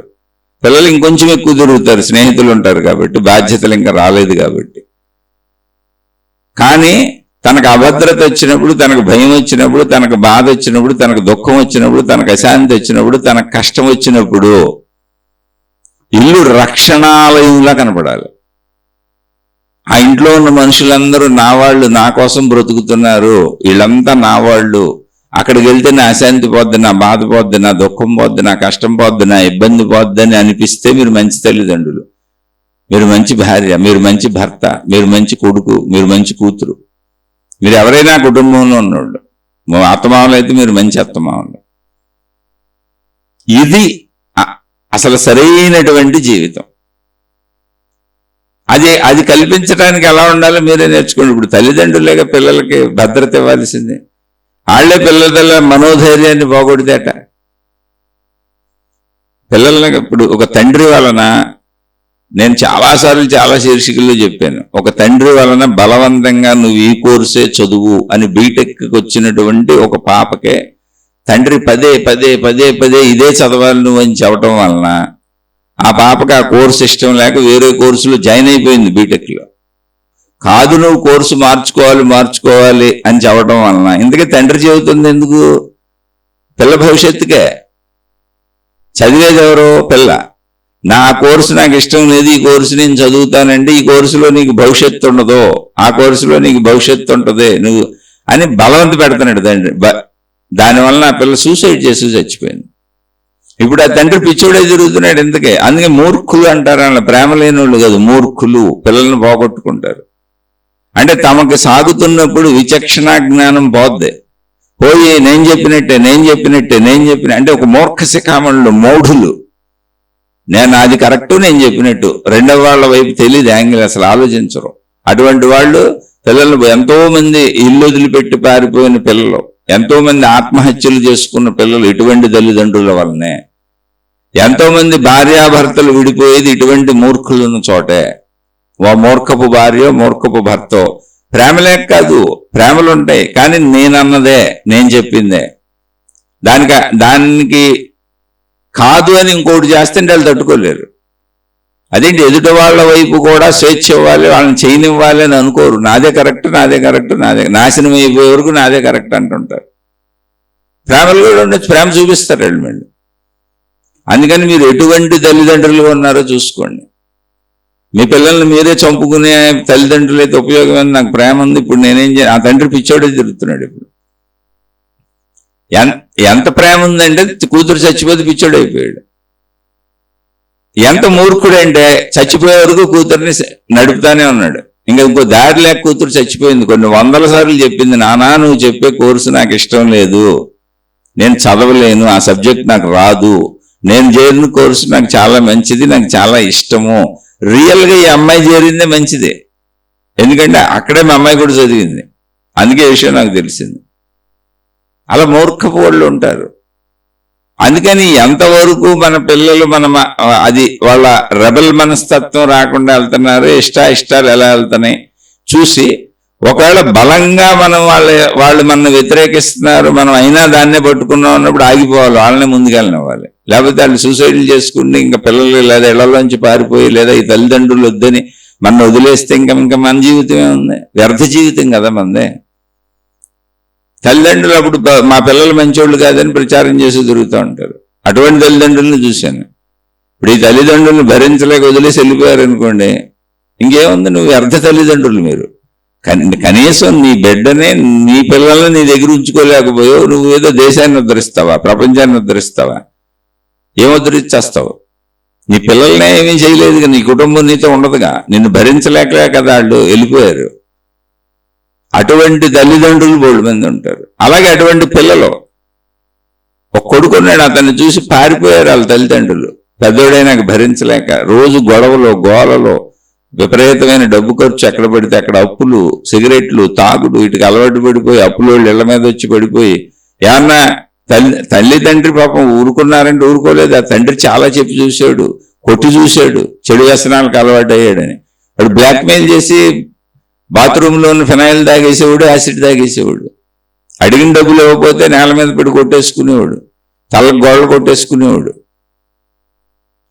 అలాంటి వాళ్ళు ఉంటారు, బ్లాక్మెయిల్ చేస్తారు పిల్లల్ని. ఇంకా చూసి చూసి ఆ తల్లిదండ్రులు ఆ కొడుకుని వదిలేసి ఎవరో గురువు దగ్గరికి వెళ్ళిపోయారు, ఒక ఆశ్రమానికి వెళ్ళిపోయారు. ఆశ్రమం లోపలికి వచ్చి ఏం చేయలేడుగా, రానెవరగాళ్ళు అక్కడ ఉండిపోయారు, జీవితం అక్కడ గడిపేశారు. అలాంటి బిడ్డలు ఉన్నారు. అందుకని మీరు బిడ్డల పెంపక విషయంలో వాళ్ళకి అవసరమైనవి మాత్రమే మీరు ఇవ్వగలరు, మిగిలిన వాళ్ళు నేర్చుకుంటారు పరిస్థితులను బట్టి. ఒకవేళ చెడు వ్యసనాలనే నేర్చుకున్నారు, అది ప్రేమగా మార్చే ప్రయత్నం చేయటమే తప్ప ఘర్షణతో ఏమీ చేయలేము. ఘర్షణ వల్ల రెబల్స్ అయితే ఆ దురలవాట్లు ఇంకా ఎక్కువ పెంచుకుంటారు. లేదు మనం ఘర్షణ పడదంటే మనం వదిలేసి వెళ్ళిపోతారు. కాదు ఏ సూసైడ్లో చేసేసుకుంటారు. ఏం చేయాలి ఇప్పుడు? చాలా డెలికేట్ అనమాట ఆ స్టేజీలు దాటటం. అందుకని గుడ్ పేరెంటింగ్ అంటే ఒకటే గుర్తు, సర్వకాల సర్వావస్థల యందు నాకు ఒక రక్షణ నిలయం నా ఇల్లు అనే భావనను నువ్వు కల్పించు. మరి నీ కొడుకు ఎలా ఉంటాడో, నీ కూతురు ఎలా ఉంటుందో, తల్లిదండ్రులుగా మీ మనస్తత్వం ఏంటో నాకేం తెలుసు. కానీ ఎవరికైనా జీవిత భాగస్వామికైనా సరే ఇంటికి రావాలనిపించాలి. ప్రతి వ్యక్తికి ఈ భూమి మీద ఒక పాయింట్ ఉంటుంది. అంటే ఎక్కడ తిరిగినా ఈ మూల కేంద్రం నుంచి విస్తరించి తిరుగుతాను, ఎంత తిరిగినా మళ్ళీ ఆ మూల కేంద్రానికి వచ్చేస్తాను. అదే ఇల్లు. ప్రతి మనిషికి అదే ఇల్లు. ఇల్లు అంటే ఏమంటే సొంత ఇల్లు కట్టుకోలేదు, మాకు ఇల్లు లేదని అలా అతి తెలివిగా ఆలోచించపాకండి. అది కాదు, మీరు అద్దెంట్లో ఉన్నా సొంత ఇంట్లో ఉన్నా నా కుటుంబము. మీకు వివాహం కాకపోతే తల్లిదండ్రులు, ఇది నా ఇల్లు. మీకు వివాహమై ఒకవేళ మీకు జీవిత భాగస్వామి వచ్చి పిల్లలుండి మీరు ఒక ఇల్లు ఏర్పరుచుకుంటే అది నా ఇల్లు. ఆ ఇంట్లో ఉన్న అందరికీ భద్రతాభావం ఉండాలి, ఇది నాకు రక్షణ అని ఉండాలి. కాదు ఇందులోంచి పారిపోవాలి, ఇది నాకు జైలు అని అనిపించకూడదు. మీరు భార్య అయినా, మీరు భర్త అయినా, మీరు తల్లి అయినా, మీరు తండ్రి అయినా, మీరు ఏ బంధంలో ఉన్నా ఈ ఇంట్లోంచి ఎప్పుడు పారిపోతానా, వీళ్ళ దగ్గర నేను ఉండలేను అనిపిస్తుంది అంటే మీరు కరెక్ట్గా లేరు అని అర్థం. అయితే ఏం చేయండి, మీరు ఎదుటోళ్ళని బట్టి కదా అంటే దానికి ఆన్సర్స్ ఉండవు, మీరు అర్థం చేసుకోవటమే. మీ భార్య ఎలాంటిదో, మీ భర్త ఎలాంటివాడో, మీ పిల్లలు ఎలాంటి వాళ్ళు, మీ తల్లిదండ్రులు ఎలాంటి వాళ్ళు ఎవరికి తెలుసు. మీ వలన వాళ్ళు రియాక్ట్ అవుతున్నారో, వాళ్ళ వలన మీరు రియాక్ట్ అవుతున్నారో, ఎవరికి ఇది జైలు అనిపిస్తుందో దానికి కారణం ఎవరో మీ ఇంట్లో మీకే తెలుస్తుంది. అందుకని ఒక దుర్మార్గపు విధానాలలో ఇల్లును పాడు చేయకండి. ప్రతి వ్యక్తికి మూల కేంద్రం కావాలి. ప్రతి వ్యక్తికి మూల కేంద్రం ఇల్లే. ఇల్లు అంటే కుటుంబము. ఎప్పుడైనా నేను అక్కడికి వెళ్ళొచ్చు. ఒకవేళ మీకు ఒక ఆడపిల్ల ఉంది, పెళ్లి చేసి పంపించేశారు, పెళ్లి అయిపోయింది, అల్లుడు వచ్చేసాడు, పిల్లలు పుట్టేశారు, వాళ్ళు ఎక్కడో ఉద్యోగాలు చేసుకుంటూ బతికేస్తున్నారు. కానీ తల్లిదండ్రులు బ్రతికున్నంత కాలము ఆ కూతురుకి ఏమనిపించాలి అంటే, నాకు ఎప్పుడైనా రక్షణ అవసరమైతే అక్కడ నాకు ఒక ఇల్లు ఉంది, ఇంకో ఇల్లు నాది ఉంది, నా మూల ఇల్లు ఉంది. పెళ్లి కాకముందు ఏ ఇల్లు నా రక్షణ నిలయమో ఆ ఇల్లు నాదే. నేను ఎప్పుడైనా అక్కడికి వెళ్ళొచ్చు, నా కోసం ఒక ఇల్లు ఉందని తల్లిదండ్రులు బ్రతికున్నంత వరకు ఆ భావన కల్పించవలసిందే తల్లిదండ్రులకి, పిల్లలకి. అలాగే కొడుకు పెళ్లి చేశారు, కోడలు వచ్చేసింది, వాళ్ళకి పిల్లలు పుట్టేశారు, వాళ్ళు విడిగా ఎక్కడో బతికేస్తున్నారు. ఏ ఉద్యోగాలు, వృత్తి వ్యాపార ఉద్యోగాలకి మనతో ఉండటం కుదరకు ఎక్కడో ఉంటున్నారు, వెళ్ళిపోయారు. కానీ ఎప్పటి నా మొదటి ఇల్లేంటి, తల్లిదండ్రులు నేను పుట్టిందేగా. కాబట్టి నేను చనిపోయే వరకు ఆ కొడుక్కి ఏమనిపించాలంటే, నేనేదో వృత్తి వ్యాపార ఉద్యోగాలకు నా ఇల్లు నేను తయారు చేసుకున్నాను తప్ప, నాకు ఏ అశాంతి వచ్చినా, ఏ బాధ వచ్చినా, ఏ ఇబ్బంది వచ్చినా నాకే కాదు, నా మొత్తం కుటుంబానికి, నా భార్యకి, నా పిల్లలకి, నా తల్లిదండ్రులు అనేటువంటి పెద్ద అండదండలు ఉన్నాయి, నా ఇల్లు ఉంది అని అనిపించాలి. మీరు వృద్ధులైపోయినా సరే అలా మీరు పెంచగలరా? పెంచొచ్చు. మీ అభిప్రాయాలు వాళ్ళ మీద రుద్దకుండా ఉండి చాలు. ఒక మొక్కని ఎదగనివ్వండి, మీరేమి ఇవ్వాలో ఇవ్వండి. ఒక పక్షిని ఎగరనివ్వండి, మీరేమి ఇవ్వాలో ఇవ్వండి. ఒక జంతువు దాని అంతటా అది పెరుగుతుంది. జంతువులు ఏం చెయ్యవు. చేపలకి ఎవరో ఈత నేర్పరు. మీరు అభిప్రాయాలతో రుద్దకండి. అభిప్రాయాలు ప్రజల మీద రుద్దకండి, పిల్లల మీద రుద్దకండి. అలాగే భర్త అయితే భార్య మీద రుద్దుకో, భార్య అయితే భర్త మీద రుద్దుకో. ఏ పాయింట్ ఎదుట వాళ్ళని ట్రిగర్ చేసి వాళ్ళని ఒక కోపానికో బాధకో నెగిటివిటీకో గురి చేస్తుంది, అది గమనించినప్పుడు ఆ పాయింట్లు కెలకూడదు వెళ్ళి. నువ్వు మంచి మనిషివి అయితే. మంచి మనుషులు కాని వాళ్ళు, మంచి మనసులు లేని వాళ్ళు ఎప్పుడు ఆ ట్రిగర్ అయ్యే పాయింట్లు కెలుగుతూ ఉంటారు ఎదుటోడి దగ్గర. ప్రతి మనిషి బలహీనుడే, ప్రతి మనిషి బలవంతుడే, ప్రతి మనిషి మంచోడే, ప్రతి మనిషి చెడ్డోడే. అన్నీ ఉంటాయి మనుషుల లక్షణాలు. ఇప్పుడు నువ్వు తెలివిగల జీవిత భాగస్వామి అయితే, భార్యవో భర్తవో, ఏ పాయింట్లకి ఎదుట వాళ్ళు అంటే ఒక పాయింట్ ఏదో ట్రిగర్ చేస్తూ ఉంటుంది, దాని కోపం ఊరికినే తెప్పించే పాయింట్ ఒకటి ఉంటుంది. ఏయో కొన్ని పాయింట్లు ఉంటాయి. వాళ్ళు చెబుతారు ముందు, ఈ విషయాల్లో నన్ను కెలక్కో, ఈ విషయాల్లో నా స్వభావం ఇది, నేను ఇలా ఉంటాను, నాకు నీ మీద ప్రేమ ఉంది, కానీ నువ్వు ఈ బాగా కెలిగితే నేనేం చేయలేను, రియాక్ట్ అవుతాను, అప్పుడు గొడవలు అవుతాయి అని తెలుస్తుంది మనకి. ఆ తెలిసినప్పుడు ఆ పాయింట్లు జోలికి వెళ్లకుండా, అలాగే వాళ్ళ అవసరాలు ఏంటో వాళ్ళ కోరికలు ఏంటో తెలుస్తుంది. ఎందుకని జీవిత భాగస్వాములుగా మనం కలిసి ఉండేది ఎందుకు, కుటుంబంగా కలిసి ఉండేది ఎందుకు? ఇప్పుడు తల్లిదండ్రులు ఉన్నారు, పిల్లలకి అన్ని అవసరం, ఆ అవసరాలు వాళ్ళే తీర్చాలి. అవసరాలు ఉంటాయి, కోరికలు ఉంటాయి, అనేక మొత్తం. అవి తెలుసుకొని కుటుంబం అంటే ఎదుట వాళ్ళకి నువ్వు చేయగలిగి తీర్చగలిగినవన్నీ తీరుస్తూ ఉండాలి. లేకపోతే కుటుంబం ఎందుకు? అప్పుడు ఇంటికి రావాలని అనిపించదు ఎవరికి. ఇందులో చాలా మంది ఫెయిల్ అయిపోతూ ఉంటారు. నేను నీ కోరిక తీర్చాలంటే, నేను నీకు నచ్చినట్టు ఉండాలి అంటే అగ్రిమెంట్లు, నువ్వు నాకు అనుకూలంగా ఉండాలి, నేను చెప్పింది చేయాలి, నేను చెప్పినట్టే నాకు కండిషన్లు పెడతారు జీవిత భాగస్వామి. కండిషన్స్లో ఎవరు ఉండరు, అది జైలు అవుద్ది. ఇప్పుడు జైల్లోంచి బయటకు పారిపోదామని చూస్తారు. ఇదే కుటుంబ అశాంతులు. కుటుంబం అంటేనే కండిషన్స్ ఉండవో, అది జైలు కాదు, రూల్స్ పెడతానికి. ప్రతి మనిషిలో చెడు ఉంటుంది, ప్రతి మనిషిలో మంచి ఉంటుంది. ఓహో, నా భార్యకి ఏదో ఈ విషయాల్లో బాధ కలుగుద్ది, అవి కెలక్కుండా ఉంటే అయిపోయింది. అలా కెలక్కుండా ఉంటే మనకు బాధ కలిగే, ఇప్పుడు భార్యకో భర్తకో బాధ కలిగే విషయాలు వాళ్ళు మనకి ఇవ్వవలసిన విషయాల్లో కూడా ఉండొచ్చు. ఆ విషయాల్లో వాళ్ళు మనకు ఆ ప్రేమనో అభిమానాన్నో ఇవ్వకపోవచ్చు. అది మనం సర్దుకొని వాళ్ళకి ఏమి ఇవ్వాలో అది ఇవ్వాలి. అదే కుటుంబం. లేకపోతే రిలేషన్స్ ఎందుకంగా. అలా తల్లిదండ్రులు, పిల్లలు అందరూ, ఇప్పుడు నా పిల్లలు నాకు నచ్చినంత గౌరవం ఇవ్వకపోవచ్చు, తిరిగి నా మీద అంత ప్రేమ చూపించకపోవచ్చు, నా పిల్లలు నన్ను నేను కోరుకున్నంత స్థాయిలో అభిమానించకపోవచ్చు, ఆరాధించకపోవచ్చు, నా వెంట పడకపోవచ్చు, వాళ్ళు ఇష్టం వచ్చినట్టు వాళ్ళు ఏది చేసుకుంటూ ఉండొచ్చు. కానీ నేను వాళ్ళకి చేయవలసినవన్నీ చెయ్యాలి. ఎందుకని? కుటుంబం, అది రిలేషన్ ఉంది అక్కడ. రిలేషన్ అంటేనే, బంధం అంటేనే అది. అంతే తప్ప నువ్వు నాకు చేయలేదు కాబట్టి నేను నీకు చేయను. ఎంత దుర్మార్గమో తెలిసేది. ఇటువంటి దుర్మార్గులైన తల్లిదండ్రుల్ని ఎంతో మందిని చూశాను. నువ్వు నా మాట అంటే, అసలు నేను పర్ఫెక్ట్గా చెబుతున్నా, నా అనుభవం అనేక శీర్షికల్లో చెప్పా. నువ్వు నా మాట వినకపోతే ఏంటి, చిన్న వయసు నుంచి 6-7 ఏళ్ల వయసు నుంచి నేను చెప్పినట్టు వినకపోతే ఏంటి, చితక్కొట్టేసేవాళ్ళు. కొట్టడం ఇక మామూలుగా కాదు, చితక్కొట్టడం అంటే ఒక 10 నిమిషాలు, పావు గంట, 20 నిమిషాలు, అరగంట కొట్టేవాడు ఆ తండ్రి. ఏంటి, 7-8-10 ఏళ్ల పిల్లల్ని. ఎంత మూర్ఖుడో ఆలోచించండి. మళ్ళీ ఏం చెప్పేవాడు తెలుసా, భార్య పిల్లలు ఇద్దరికి ఏం చెప్పేవాడు తెలుసా, నాకు నచ్చినట్టు ఉంటే, నేను చెప్పినట్టు వింటేనే మీకు అన్నం పెడతా, మీకు బట్టలు కుట్టిస్తా, నా ఇంట్లో ఉండండి, లేకపోతే వెళ్ళిపోండి. మీకు నేను అన్నం పెట్టను, తిండి పెట్టను, బట్టలు ఇవ్వను, అసలు వసతులు వనరులు ఇవ్వను. నా ఇంట్లో మీరు ఉండాలంటే నేను చెప్పినట్టేనా, లేదా బయటకు వెళ్ళిపోండి అని చెప్పేవాడు. 6-7 ఏళ్ల వయసు నుంచి అండి.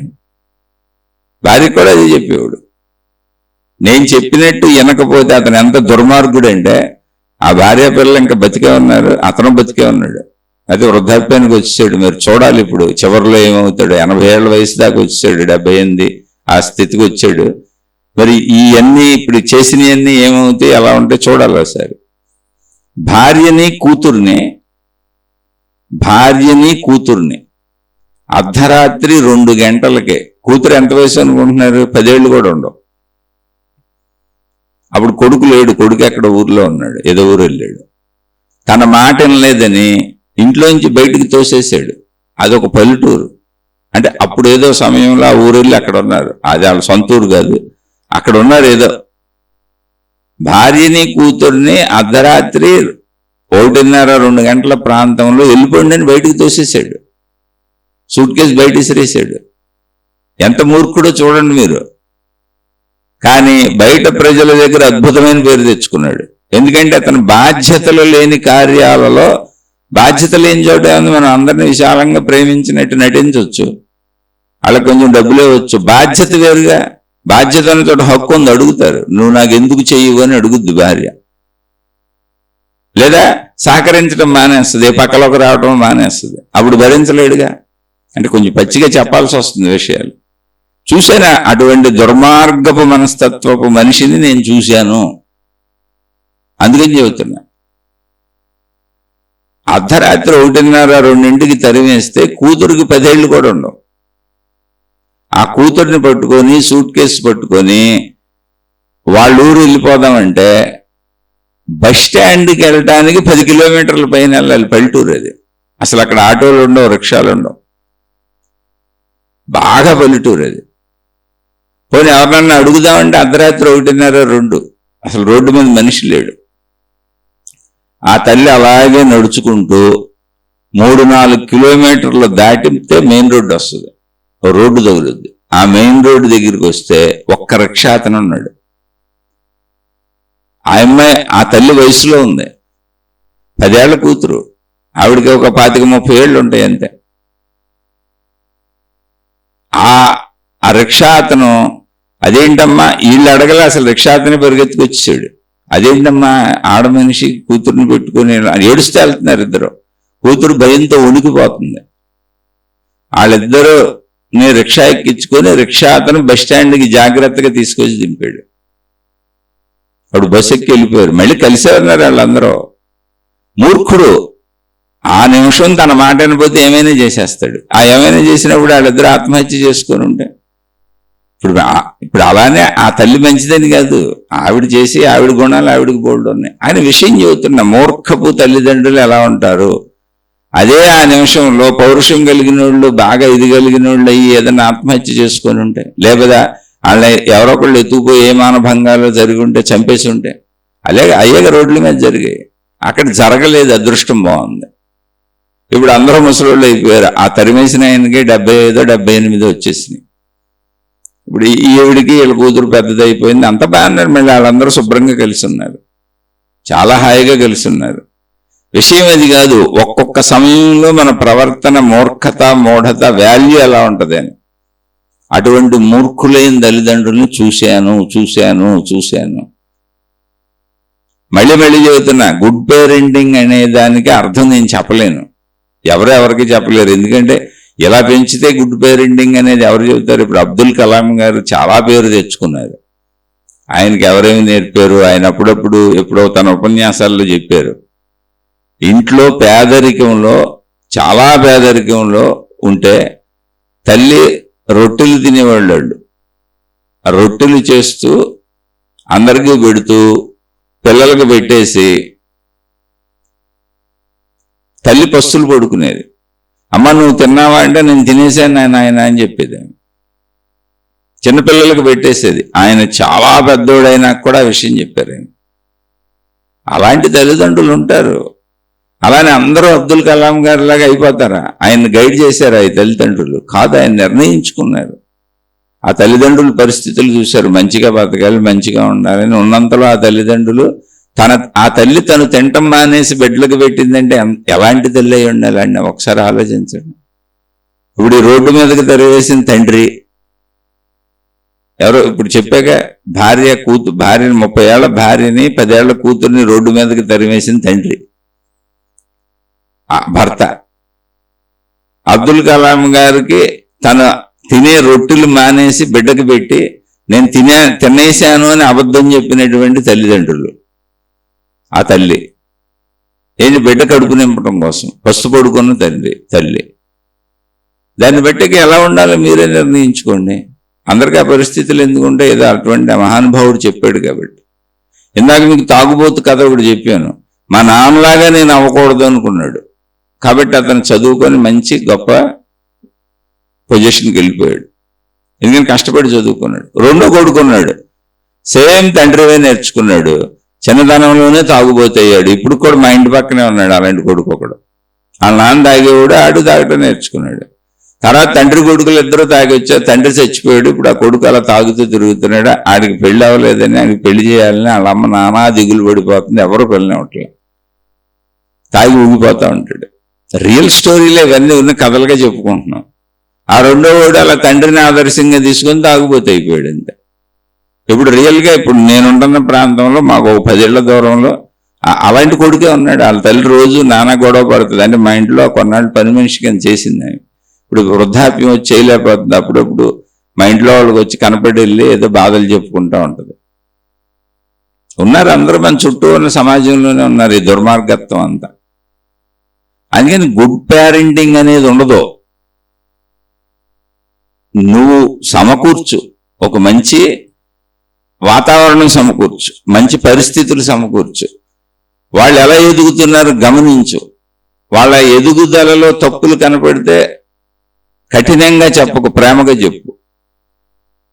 వాళ్ళ పట్ల ఎప్పటికీ దురుసుగా ప్రవర్తించకు ఒకళ్ళు వాళ్ళు తప్పులు చేసినా సరే. ఎందుకంటే తప్పులు చిన్నపిల్లలే కదా చేస్తారు. ఇప్పుడు మనం ఎంతోళ్ళు అయినప్పుడు మన పిల్లలకి 30-40 ఏళ్ళు వచ్చినాయి, అప్పుడు మనకెంత వచ్చి ఉంటాయి? 70-80 వచ్చి ఉంటాయి. కాబట్టి మనకంటే చిన్నోళ్లే కదా, ఎప్పటికీ అనుభవం మనకంటే తక్కువ. కాబట్టి ఖచ్చితంగా మనంత అనుభవం ఉండదు కాబట్టి పొరపాట్లు ఎప్పటికీ చేస్తారు. అలా ఎప్పటికీ ఎదుటి మనిషి అంటే బిడ్డలు కావచ్చు, జీవిత భాగస్వామి కావచ్చు, మన కుటుంబ సభ్యులు కావచ్చు, బంధుమిత్రులు కావచ్చు, ఎదుటి మనిషి తప్పు చేసే అవకాశం ఉంది. అసలు ఆ తప్పుని మనం క్షమించి వాళ్ళకి ఏం మేలు చేయగలమో అది చెయ్యాలి.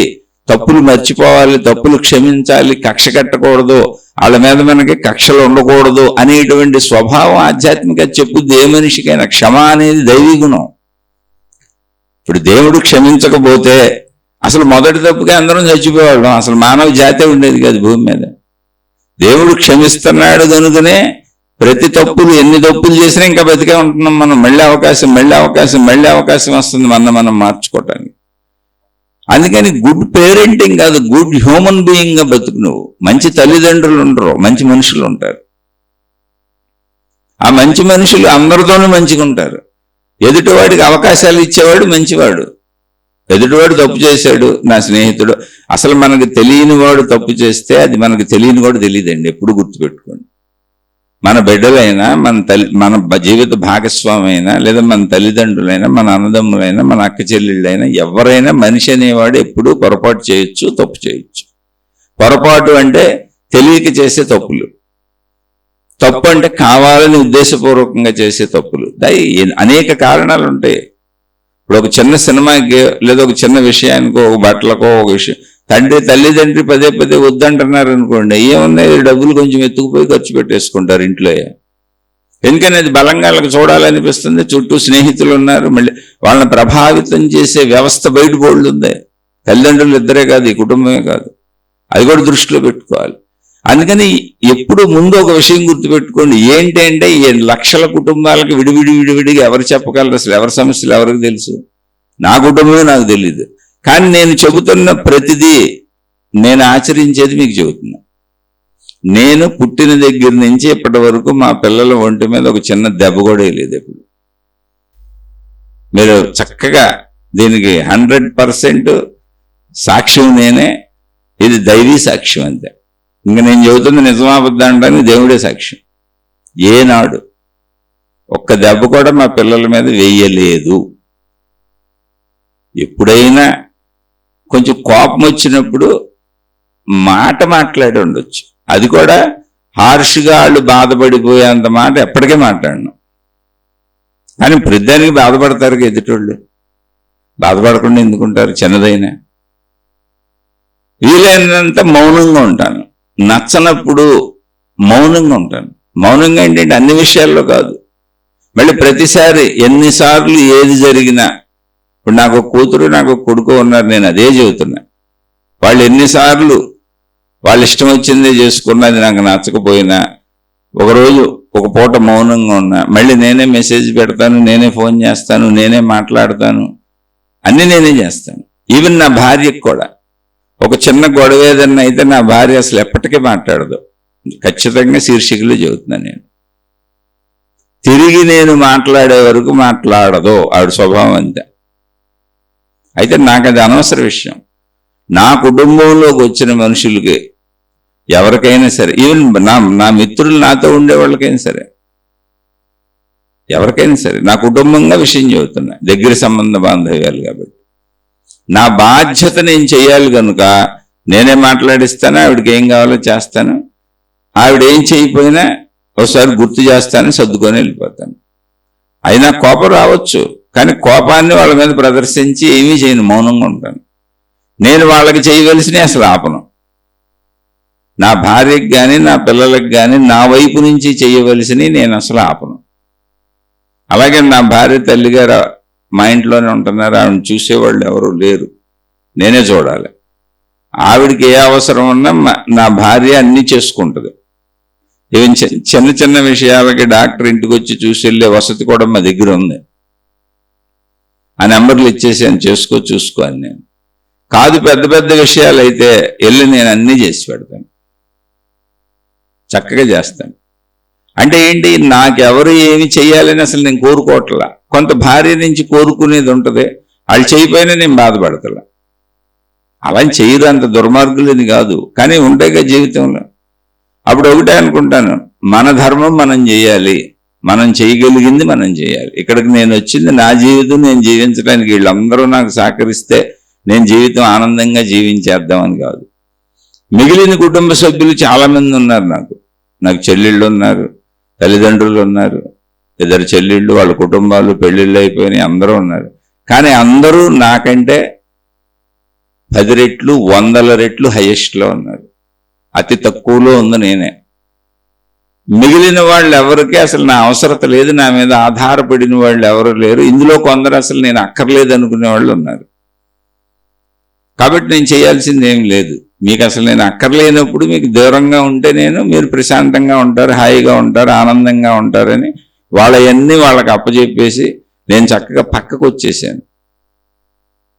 అక్కడ కూడా మళ్ళీ మేలు ఆలోచన, ఇప్పుడు మనం నచ్చట్లేదు ఏం చేయాలి, మనం వాళ్ళకి ఇష్టం లేదు, మనం వాళ్ళకి అక్కర్లేదు, మనం వాళ్ళకి నచ్చం, ఏం చేయాలి? మరి నా కుటుంబం నాకు ఉంది, అందుకని నా బాధ్యతలు నా కొడుకు కూతురు నా భార్య చేసుకుంటున్నా. ఆ భార్య తల్లిగారు కూడా ఉన్నారు, మరి ఆవిడని ఎవరు చూసేవాళ్ళు లేరు, చూసుకుంటున్నా. నువ్వు అక్కర్లేదు, అసలు నువ్వు మాకు ఇబ్బంది, నువ్వు కనపడితే బాధ, నువ్వు మాకు అక్కర్లేదు అన్నవాడిని వదిలేసి పక్కకు వచ్చాను. అక్కడ కూడా నేనే నా హక్కులు వదులుకున్నాను, నా డబ్బులు వదులుకున్నాను, నా వారసత్వాలు వదులుకున్నాను, అన్ని నేనే వదులుకున్నాను. ఎవరిని గాయపరచలేదు, ఎవరికి ఇంత చిన్న నష్టం కూడా చేయలేదు. మొత్తం నాకు నేను నష్టం చేసుకున్నా, నా భార్య పిల్లలకి నష్టం చేశా. రియాలిటీలో రియల్గా చెబుతున్నా. అందుకని మంచి తల్లిదండ్రులు ఉండరు, మంచి మనుషులు ఉంటారు. ఇదంతా ఏంటి అంటే ఆధ్యాత్మికతలో నేను తెలుసుకున్న జ్ఞానం. నువ్వే ఎప్పుడు సైలెంట్గా ఉండు, ఎవరికి హాని చేయబాక, నీకు హాని చేసిన వాళ్ళకి కూడా చేయబాక. ఎందుకంటే మనిషి తప్పులు చేస్తాడు, క్షమించడం నేర్చుకో. క్షమ అనేది దయాగుణం అనేది, క్షమించటం అనేది భగవద్గుణం.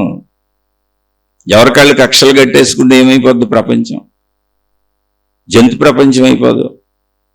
అందుకని ఎవరిష్టం వచ్చినట్టు వాళ్ళు వాళ్ళనే, ఎవరు మాట్లాడేది వాళ్ళు మాట్లాడే. నా మీద ఎన్నో దుష్ప్రచారాలు మా సొంత వాళ్ళే చేస్తుంటారు. చేయని ఏమవుద్ది, ఎవరో ఇప్పుడు ఒక దుష్ప్రచారాలు అంటే ఏముందండి, చెడ్డోళ్ళు అని చెబుతారు, ఏదో డబ్బు విషయాల్లో చెప్తారు, ఏముంటాయి క్యారెక్టర్ విషయాల్లో చెప్తారు. అంతకు మించి దుష్ప్రచారాలు చేయడానికి ఏం లేదు అసలు ఇక్కడ. ఇప్పుడు ఎన్ని చెప్పినా, ఎవరు నీ గురించి ఎన్ని చెప్పినా చూసే జనానికి తెలీదా? వాళ్ళకి కళ్ళు పోయినాయా? వాళ్ళకు ఉంటాయిగా కళ్ళు. మనం చెబుతుండే విన్నట్టుగా ఉంటారు, కొడతారు అంతే. ఒకవేళ నమ్మారు కూడా అనుకుందాం, నమ్మితే మన ఏం చేస్తారు? ఇప్పుడు ఏమన్నా కోర్టు మనుషులేం కోర్టులు కాదు, పోలీసులు కాదు, చట్టాలు కాదు, అక్కడికి వెళ్ళలేదు. ఉన్న మనుషుల్లో దుష్ప్రచారం చేస్తున్నారు. దానివల్ల మనకు వచ్చిన నష్టం ఏమన్నా? అసలు వినకుండా ఉంటే అయిపోయింది. దుష్ప్రచారం చేయటం వాళ్ళ స్వభావం, వాళ్ళలో ఉన్నటువంటి చెడు లక్షణం. ఈర్ష్య, అసూయ, ద్వేషాలు ఉన్న చోట ఇవన్నీ ఉంటాయి. వాళ్ళు ఎవరైనా కావచ్చు, జీవిత భాగస్వామి కూడా కావచ్చు, తల్లిదండ్రులు కావచ్చు, లేదా భార్యా పిల్లలు కావచ్చు, భర్త పిల్లలు కావచ్చు, అన్నదమ్ములు అక్క చెల్లెళ్ళు కావచ్చు, బంధుమిత్రులు కావచ్చు.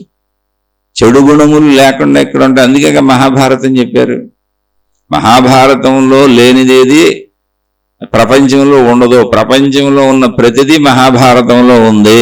మీరు దీన్ని చూసి జీవించడం నేర్చుకోండి అని వ్యాస మహర్షి మహాభారతం అందించినప్పుడే చెప్పారు. అన్ని సమస్యలకి మహాభారతంలో పరిష్కారం ఉంది, ఎటువంటి వాటికైనా. అయితే నువ్వు ఏ పాత్రలో ఉన్నావో చూసుకో. నువ్వు దుర్మార్గం వైపు ఉన్నావా అంటే కౌరవుల వైపు ఉన్నావా పాండవుల వైపు ఉన్నావా? ఏ పాత్రకి నువ్వు సరిపోతావు చూసుకో. మహాభారతంలో ప్రపంచంలో ఉండే అన్ని రకాల పాత్రలు ఇందులో ఉన్నాయి. ప్రపంచంలో ఉన్నది మహాభారతంలో లేకపోవడం అనేది ఉండదు అని చెప్పారు. అది చూసుకొని వెళ్ళిపోవటమే. అందులో ఎప్పుడు కూడా మంచి వాళ్ళకి కృష్ణుడు అండగా ఉన్నాడు. మహాభారతం మొత్తం సాక్ష్యం ఒకటే చెప్పుద్ది. మంచిగా ఉన్న వాళ్ళకి ఎవరు ఎన్ని కష్టాలు పెట్టినా ఎన్ని బాధలు పెట్టిన వాళ్ళు ఎవరు? సొంతోళ్ళే. కౌరవులేక అసలు పాండవుల్ని బాధ పెట్టిన వాళ్ళు ఎవరు? సొంతోళ్ళే. అన్నదమ్ముల బిడ్డలు. వాళ్ళకి అసలు తండ్రి లేడు, చనిపోయాడు. సొంతోళ్ళే బాధలు పెట్టింది. మహాభారతం అంతా అదే. రామాయణంలో ఎవరు బాధలు పెట్టారు? సొంతోళ్ళే. సౌతల్లి అక్కడ సొంతోళ్ళే రావణుని బాధలు పెట్టింది. కానీ రెండు చోట్ల నువ్వు ధర్మాన్ని తప్పకుండా ఉంటే నువ్వు దేవుడివే అవుతావు అనేది రామచంద్రుడి కథ. నువ్వు ధర్మాన్ని తప్పకుండా ఉంటే దైవుడు ఎప్పుడూ నీతోనే ఉంటాడు, దైవ సహాయం ఉంటుంది అనేది మహాభారత కథ. ఇంకా ఆధ్యాత్మిక జ్ఞానం ఏంటి? మంచి మనిషిగా ఉండటమే. మంచి తల్లిదండ్రులు ఉండరో మంచి మనుషులు ఉంటారు. నువ్వు మంచి మనిషివి అయితే నువ్వు మంచి తండ్రివి, మంచి తల్లివి, మంచి భర్తవి, మంచి భార్యవి, మంచి స్నేహితుడివి, మంచి కొడుకువి, మంచి కూతురివి, అన్ని మంచివి వచ్చేస్తాయి. నువ్వు ఏ బంధంలోకి వెళ్తే అది మంచి కలుస్తుంది ఆ బంధానికి. అంతే. అందుకని మంచి మనుషులుగా ఉండండి. అందుకు ఆధ్యాత్మిక జ్ఞానం. నా పిల్లోడి వరకు, నా కూతురు వరకు, నా కుటుంబం వరకు ఆ రహస్యాలు అయ్యో తెలిసేసుకొని వీళ్ళని బాగా పెంచేసుకుందాం అనేది కుదరదు, ప్రపంచంలో ఉండదు. గుడ్ పేరెంట్స్ ఉండరు, గుడ్ పేరెంటింగ్ ఉండదు. మంచి మనుషులు ఉంటారు. ఆ మంచి మనుషులు ఉన్న ప్రతి చోట వాళ్ళ పిల్లలు మంచోళ్ళే అవుతారు. ఆ మంచి మనుషులు ఉన్న ప్రతి చోట వాళ్ళ కుటుంబం మంచిగానే ఉంటుంది. ఒకళ్ళు లేదు, క్షమిస్తారు. వాళ్ళు ఘర్షణలు ఉండవు, గొడవలు ఉండవు. ఎందుకని? క్షమిస్తారు, సర్దుకుపోతారు. అసలు రోడ్డు మీద తెలియని కూడా తెలియదు వీళ్ళు గొడవలు పడుతున్నారని. వాళ్ళు సర్దుకుంటానికి అలవాటు పడిపోతారు. ఎందుకని? నా బాధ్యత కదా నా ఇల్లు. నా తల్లిదండ్రుల్ని అంటే ఒక ఘర్షణ వచ్చింది, నా తల్లిదండ్రుల్ని రోడ్డు మీద వేసుకొని ప్రజలందరికీ చెప్పి వీళ్ళు చెడ్డోళ్ళని నిరూపిస్తే ఏమొస్తుంది? దానివల్ల ఏంటి నీకు వచ్చేది ఏంటి చెప్పు? అంటే ఏంటి? నేను మంచివాడిని అనిపించుకోవాలనే కాంక్ష నీలో ఉన్నప్పుడు నా తల్లిదండ్రులు చెడ్డవాళ్ళు అని నిరూపిస్తావు. నిజంగా చెడ్డవాళ్ళు అయినా కూడా నిరూపించి ఎవరికి చూపిస్తావు? చూపిస్తే ఏమొస్తుంది? కేవలం నీ అహంకార తృప్తి పడుతుంది అంతే. ఇప్పుడు చూపించకపోతే ఏం పోయింది? తల్లిదండ్రులను చెడ్డోళ్ళని ప్రూవ్ చేయడం వల్ల వచ్చిన లాభం ఏంటి? ఎందుకు నీ బతుకు నువ్వు బతికి నువ్వు ఎంత తిని హాయిగా పడుకోరాదు? అలాగే భార్య చెడ్డదనో, భర్త చెడ్డోడనో, పిల్లలు చెడ్డోళ్ళనో రోడ్లంతా ప్రచారం చేస్తే నీకు వచ్చిన లాభం ఏంటి?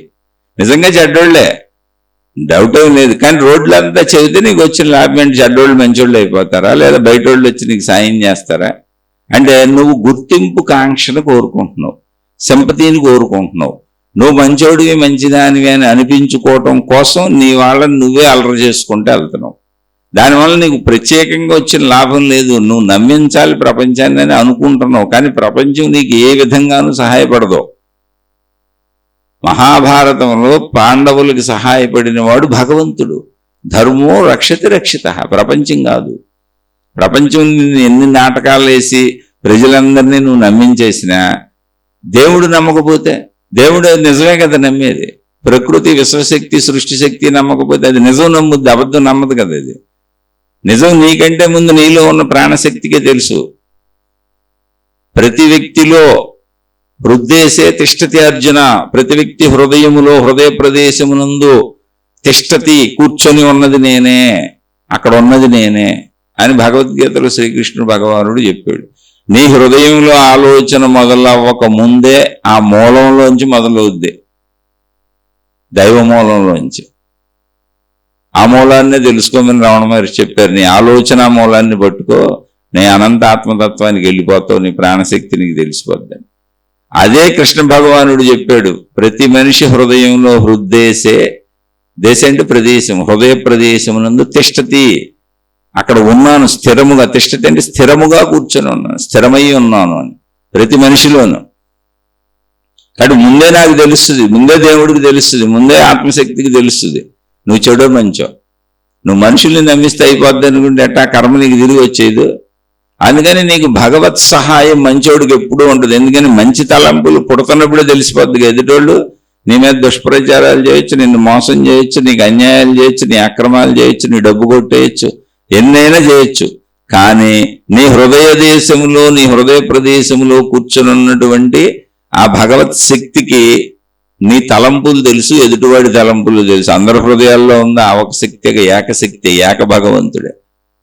కాబట్టి ఎవరికే కర్మఫలం రావాలో అది వచ్చేస్తుంది. మనుషుల్ని నమ్మిస్తే పని అయిపోద్ది అనుకునేవాళ్ళు భౌతికులు. అందుకనే ఆధ్యాత్మిక జ్ఞానం తెలుసుకోవాలి. ప్రతి వ్యక్తిలో బుద్ధి అంశ రూపంలో ఉన్నది నేనే అని మళ్ళీ అదే కృష్ణ భగవానుడు చెప్పాడు భగవద్గీతలో. ప్రతి మనిషిలో బుద్ధి అంటే విచక్షణ జ్ఞానము. ఇది చేయొచ్చు, ఇది చేయకూడదు, ఇది తప్పు, ఇది రైట్. ఎలా తప్పించుకుంటావు? భగవంతుడిని ఎలా తప్పించుకుంటావు? అందుకే పాండవులకు ఎప్పుడు సహాయంగా కృష్ణుడు ఉన్నాడు అని అక్కడ పెట్టారు అన్ని సందర్భాలలోనూ. అలా కష్టాలు వచ్చినట్టు కనపడుతున్నాయి కానీ వాళ్ళు ఎక్కడ కష్టపడతలా. ఇప్పుడు అరణ్యానికి వెళ్ళారు పాండవులు, వనవాసానికి పోవాలన్నారు, మాయాజోదం ఆడారు, రాజ్యం లాగేసుకున్నారు, వనవాసానికి వెళ్ళాలన్నారు. వనవాసానికి వెళ్తే ఏముంది? అక్కడ అక్షయ పాత్ర దొరికింది వాళ్ళకి. భగవత్ కృప చేత అక్షయ పాత్ర ఇచ్చారు. అక్షయ పాత్ర ఏంటి? మనకు కూడా మహిమలతో అక్షయ పాత్ర వస్తుందని కాదు, అసలు వాళ్ళకి లోటు లేకుండా ఏర్పాటు చేశాడు భగవంతుడు. అది వనంలో అయితే ఏంటి, ఇంట్లో అయితే ఏంటి, లోటు అనేది లేకుండా ఏర్పాటు చేశాడు. అదే అక్షయ పాత్ర.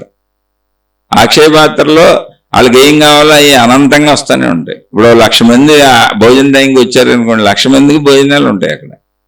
ఇంకేంటి, ఎక్కడ ఉంటే ఏంటి? ఇప్పుడు మనం రాజ్యంలో ఉంటేంటి, అడవిలో ఉంటేంటి? ఎందుకని? ఎక్కడున్న సౌకర్యములు చేయవలసిన వాడు ఎవరో? భగవత్ శక్తి, భగవంతుడు. దాన్నే ఆత్మశక్తి అన్న. ఇది రియల్గా మనం ఇక్కడ భగవద్గీతలో, మహాభారతంలో అది కనపడుతుంది. ఇది రియల్గా రమణ మహర్షి నోట్లోంచి వచ్చింది రీసెంట్ కాలం అయినా. అంటే ఎవరైనా ఒకే సత్యాన్ని చెబుతారు అనడానికి చెబుతున్నా. రమణ భగవానులతో ఆశ్రమంలో ఉండేవాళ్ళు చాలా మంది అక్కడ ఉండిపోయారు. మామూలు మనలాంటి వాళ్ళు ఏదో కొంచెం ఆయనతో ఉండి ఆ సాంగత్యం చేత మంచి నేర్చుకుందాం, ఆ తత్వం తెలుసుకుందాం అని ఉండిపోయిన వాళ్ళు అక్కడ అందరూ వండుకు తినటం. అదే భక్తులు తెచ్చిచ్చినవి వండుకు తినాలి. రమణ మహర్షికి భక్తులు ఎవరో తెచ్చిచ్చేవాళ్ళు ఆహార పదార్థాలు, వంటలకి. అవన్నీ అయిపోయినాయి. అప్పుడు ఉన్న వాళ్ళందరూ అనుకున్నారు మహర్షి కోసం, ఆయన ఒక్కడి కోసం ప్రజలు చేస్తుంటే మనందరం ఇక్కడ కూర్చొని 100 మందిని తినేస్తున్నాం, అందుకని అయిపోతున్నాయి. మనం ఇక్కడ లేకుండా ఉంటే మహర్షికి ఇబ్బంది ఉండదు, అందుకని వెళ్ళిపోదామని కొంతమంది నిర్ణయించుకున్నారు. వెళ్ళిపోదాం, మహర్షికి ఎందుకు ఇబ్బంది కలిగించడం, ఆయనకు కూడా భోజనం లేకుండా చేస్తున్నాం మనం అని అనుకొని ఒకరోజు మహర్షి దగ్గరికి వచ్చారు ఒక గ్రూప్ కొంతమంది. ఆయన ఏంటి అని అడిగారు. అయ్యా మేము మా ఇళ్ళకి వెళ్ళిపోదాం అనుకుంటున్నాం, మా ఊర్లకి అని. ఎక్కడికి వెళ్తారు అని అడిగారు. మా బంధువులు ఏదో మా పిల్లలు వాళ్ళు వీళ్ళు ఉన్నారు కదా, ఎవరి ఇల్లు వారికి ఉంటుంది, మాకు ఏదో ఇంత అన్నం పెట్టకపోతారా, అక్కడికి వెళ్ళిపోతాం అన్నారు. ఎందుకని? ఇక్కడ ఏమన్నా ఇబ్బంది వచ్చిందా మీకు? ఉన్నారు కదా ఇన్నాళ్ళు అని అడిగారు. ఆయనకి తెలియదు పాపం ఏమి. ఆయన ఎప్పుడూ తన ఆత్మధ్యాసలో ఆయన ఉండేవారు. అక్కడ ఏదో వండింది ఎంత పెడితే ఆయన కూడా తినేవారు తప్ప అసలు ఏముంది ఏం లేదు ఆయనకి ఏం తెలియదు. అది ఆయన దేనితోనూ సంబంధం లేదు. ఆ నిర్వహణ అంతా వేరే వాళ్ళు చూసుకునేవాళ్ళు. భక్తులు తెచ్చిన వాళ్ళు కూడా ఆ చూసుకునే పెద్దలకి ఇచ్చేవాళ్ళు, ఆశ్రమం చూసుకునే పెద్దలకి ఆ వస్తువులో డబ్బు లేదు. అప్పుడు వాళ్ళు చెప్పారు, అయ్యా తమరి కోసం తమ మీద అభిమానంతో వచ్చిన భక్తులు ఏదో ఆహార పదార్థాలు తేవటమో ఏదో ఇంత డబ్బులు ఇవ్వటమో జరుగుతుంది. అవి మేము 100 మంది ఇక్కడ కూర్చొని తినేస్తుంటే మొత్తం వంటిల్లు ఖాళీ అయిపోయింది, మీకు కూడా ఆహారం లేని పరిస్థితి ఏర్పడుతుంది, కాబట్టి మేము వెళ్ళిపోవాలనుకుంటున్నాం. అది కారణం, అంతకు మించి కారణం ఏమి లేదు. మీ సాన్నిధ్యం వదలాలనుకోవటం అసలు మా దురదృష్టం కదా, మిమ్మల్ని వదిలి ఎక్కడికి వెళ్తాం మేము. కాకపోతే మరి ఇంత ఇబ్బంది మేము కలగజేయకూడదు కదా అన్నారు వాళ్ళు. ఆయన చిరునవ్వు నవ్వారు. నవ్వి, మీరు ఇన్నాళ్ళు ఇక్కడ ఉండి తెలుసుకున్న విషయం ఇదేనా? ఇప్పుడు ఇక్కడ ఉంటే మీకు అన్నం పెట్టేవాడు ఎవడో, మీరు మీ ఇళ్ళకి వెళ్ళినా అక్కడ ఉన్న అన్నం పెట్టేవాడు వాడే. మనం ఇక్కడ మనుషుల్ని చూస్తున్నాం, ఆయన అక్కడ విశ్వశక్తిని చూస్తున్నారు, దైవశక్తిని చూస్తున్నారు. ఆ మార్పు మనలో రావాలి. అప్పుడు మంచి మనిషి అవుతాం మనం. మంచి తల్లిదండ్రులు కాదు, మంచి మనుషులు అవ్వాలి. మంచి మనుషులు అయితే ఇంక అందరూ మంచోళ్ళే. మంచి పిల్లలు అవుతారు, మంచి తల్లిదండ్రులు అవుతారు, మంచి భార్య అవుతారు, మంచి భర్త అవుతారు, మంచి కొడుకు అవుతారు, మంచి కూతురు అవుతారు, మంచి పనివాడు అవుతారు, మంచి యజమాని అవుతారు, మంచి స్నేహితుడు అవుతారు. అంతే తప్ప ఒక విభాగంలో నా పిల్లలకు ఉపయోగపడతాను కాబట్టి ఎలా జాగ్రత్తగా పెంచేసుకుందాం అనే విభాగం కుదరదు. అసలు కుదరదు. అది మొత్తంగా మంచిగా ఉండాలి. ధృతరాష్ట్రుడు మొత్తంగా మొదటి నుంచి చెడ్డవాడు, ఈర్ష్యులు, అసూయులు, ద్వేషాలు లోపల దాచుకుంటాడు. అందుకని అతని కొడుకులందరూ అలాగే తయారయ్యారు.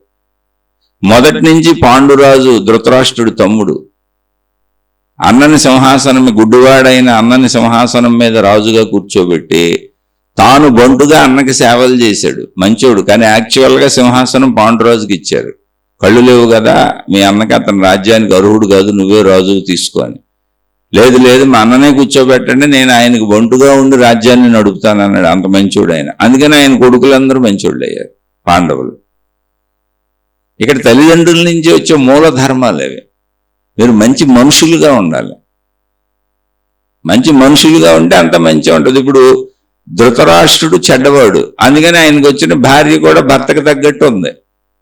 ముందు మంచిదే అయి ఉండొచ్చు, కానీ భర్త గుణాలు ఇవి, భర్త బుద్ధులు ఇవి. అందుకని భర్తకు కళ్ళు లేవని దాన్ని కూడా కళ్ళకి గంతలు కట్టేసుకుంది. దాన్ని పాతివ్రత్యం అని పేరు పెట్టింది. కానీ తనన్నా తన పిల్లలను చూసి తప్పులు చేస్తున్నారా అని గోప మీద ఒకటి కొట్టుంటే ఇన్ని యుద్ధాలు జరిగి ఉండేవి కాదు, కౌరవులు నాశనం అయిపోయేవాళ్ళు కాదు. ఆమె భర్తకు అనుకూలంగా నడిచింది. అంటే మీరు చెడ్డవాళ్ళు అయితే మీ కుటుంబం అంతా మీకు అనుకూలత కోసం చెడ్డవాళ్ళు అయిపోతారు. ఇప్పుడు అలా జరుగుతున్నాయి, ఉన్నాయి. కుటుంబాలన్నీ అలాగే ఉంటాయి. భార్య చెడ్డదైతే ఆ భార్యకు అనుకూలంగా వెళ్ళిపోయిన భర్తలు చెడ్డోళ్ళు నాకు తెలిసిపోళ్ళు అని. అలాగే భర్తకి అనుకూలంగా వెళ్ళిపోయే భార్యలు నాకు తెలుసు, దొందేరా దొందప్ప. ఇంకా వాళ్ళని బట్టి వాళ్ళ పిల్లలు. కానీ పాండురాజు మంచోడు, అందుకని పాండురాజు భార్య మాద్రి ఆమె తన పిల్లలను కూడా కుంతీదేవికి అప్పచెప్పి, అక్క నువ్వు చాలా మంచిదానివి, నువ్వైతే నా పిల్లలను కూడా సమభావంతో పెంచుతావు, నేను అంత సమభావంతో పెంచలేను అని భర్తతో సతీ సహగమనం చేసింది. ఆ రోజుల్లో ఇష్టపూర్వకంగా భర్తతో చనిపోయేవాళ్ళు, అంటే పరపురుషుడి దగ్గరికి వెళ్ళడానికి ఇష్టపడేవాళ్ళు కాదు. అంతేతో బలవంతంగా చితిలో దోసేయటం కాదు. అది ఒక భర్తకు అంకితం అయిపోయాం, ఇంకా అతను చనిపోయినప్పుడు మనం కూడా ఇంకా వదిలేయటమే. అంతే తప్ప మళ్ళీ ఇక్కడ కూర్చొని వేరే పురుషుడిని మళ్ళీ పెళ్లి చేసుకొని అని అప్పుడు లేదు. ఇప్పుడు అదేం తప్పు కాదు, అది పాటించమని కాదు. అప్పుడు కుంతీదేవి సతీసాగమనం చేయలేదుగా, పిల్లల కోసం ఆమె ఉండిపోయింది.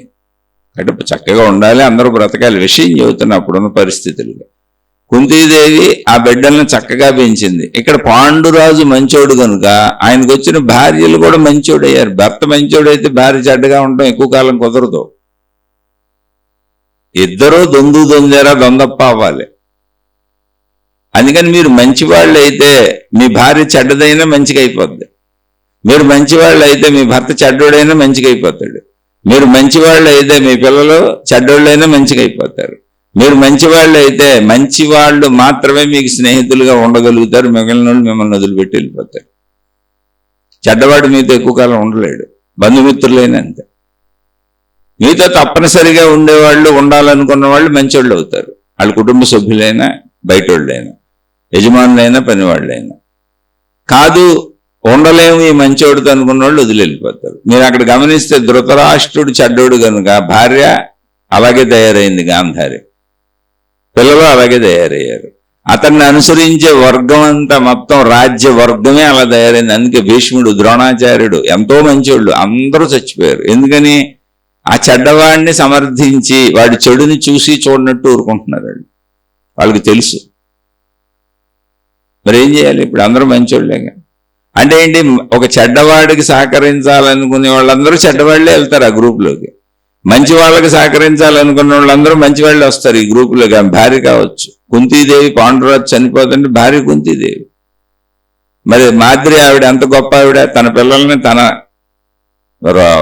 ఇంకొక భార్యకి ఇచ్చి, అంటే సవితి కదా భార్య అంటే, నువ్వు అంత ధర్మాత్మురాలివి, నువ్వు అందరినీ సమంగా పెంచగలవు, నా బిడ్డలను కూడా, కానీ నాకు అంత ధర్మం లేదు, నువ్వే పెంచు, నేను చనిపోతాను, సతీక సాగమనం చేస్తానని తను ఒప్పుకుంది తన గుణాన్ని. అలా నీతో కలిసి ఉండాలంటే మంచోళ్ళే అయి ఉండాలి వాళ్ళు. అప్పుడు నీ కొడుకైనా, నీ కూతురైనా, నీ భార్య అయినా, నీ భర్త అయినా, నీ తల్లిదండ్రులైనా, నీ అన్నదమ్ములైనా, నీ అక్క చెల్లెళ్ళైనా మంచిగా అయితే నీతో కలిసి ఉంటారు, లేదా నిన్ను వదిలేసి వెళ్ళిపోతారు. స్నేహితులు, బంధువులు, మనుషులు ఎవరైనా సరే, ఏ రిలేషన్ అయినా సరే. అవన్నీ మీరు మహాభారతం, రామాయణాలు చూస్తే మీకు అర్థమవుతాయి.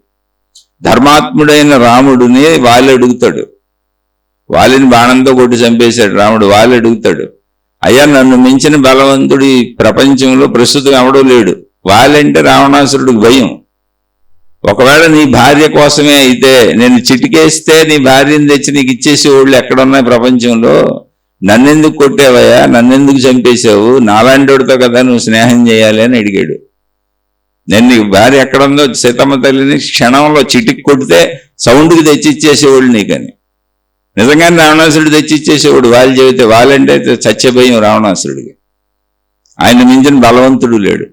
కానీ రాముడు ఏం చెప్పాడు తెలుసా వాలితో? నువ్వు అధర్మపరుడివి. నేను నా అవసరాలు, అది నా సొంత అవసరాలు, నా కొడుకో నా కూతురో నా భార్యో నా భర్తో నా తల్లో నా తండ్రో ఎవరైనా సరే, నాకెంత కష్టం వచ్చినా సరే నా అవసరాలు ధర్మపరులతో మాత్రమే తీర్చుకుంటాను. ధర్మపరుల స్నేహమే చేస్తాను. అధర్మపరుల స్నేహం చేయను. అధర్మాన్ని అంతం చేస్తాను. అలా అంతం చేయడం రాజుగా నా కర్తవ్యము అన్నాడు ఆయన. అందుకని ఎప్పుడు మంచోళ్ళు మంచోళ్ళతో తిరుగుతారు, చెడ్డోళ్ళు చెడ్డోళ్ళతో తిరుగుతారు. స్వజాతి పక్షులన్నీ ఒక కొమ్మ మీద వాళ్తాయి. కాబట్టి మీరు ఎలా ఉన్నారో చూడండి, అదే మీ పిల్లలు. మీరు ఎలా ఉన్నారో చూడండి, అదే మీ భార్య. మీరు ఎలా ఉన్నారో చూడండి, అదే మీ భర్త.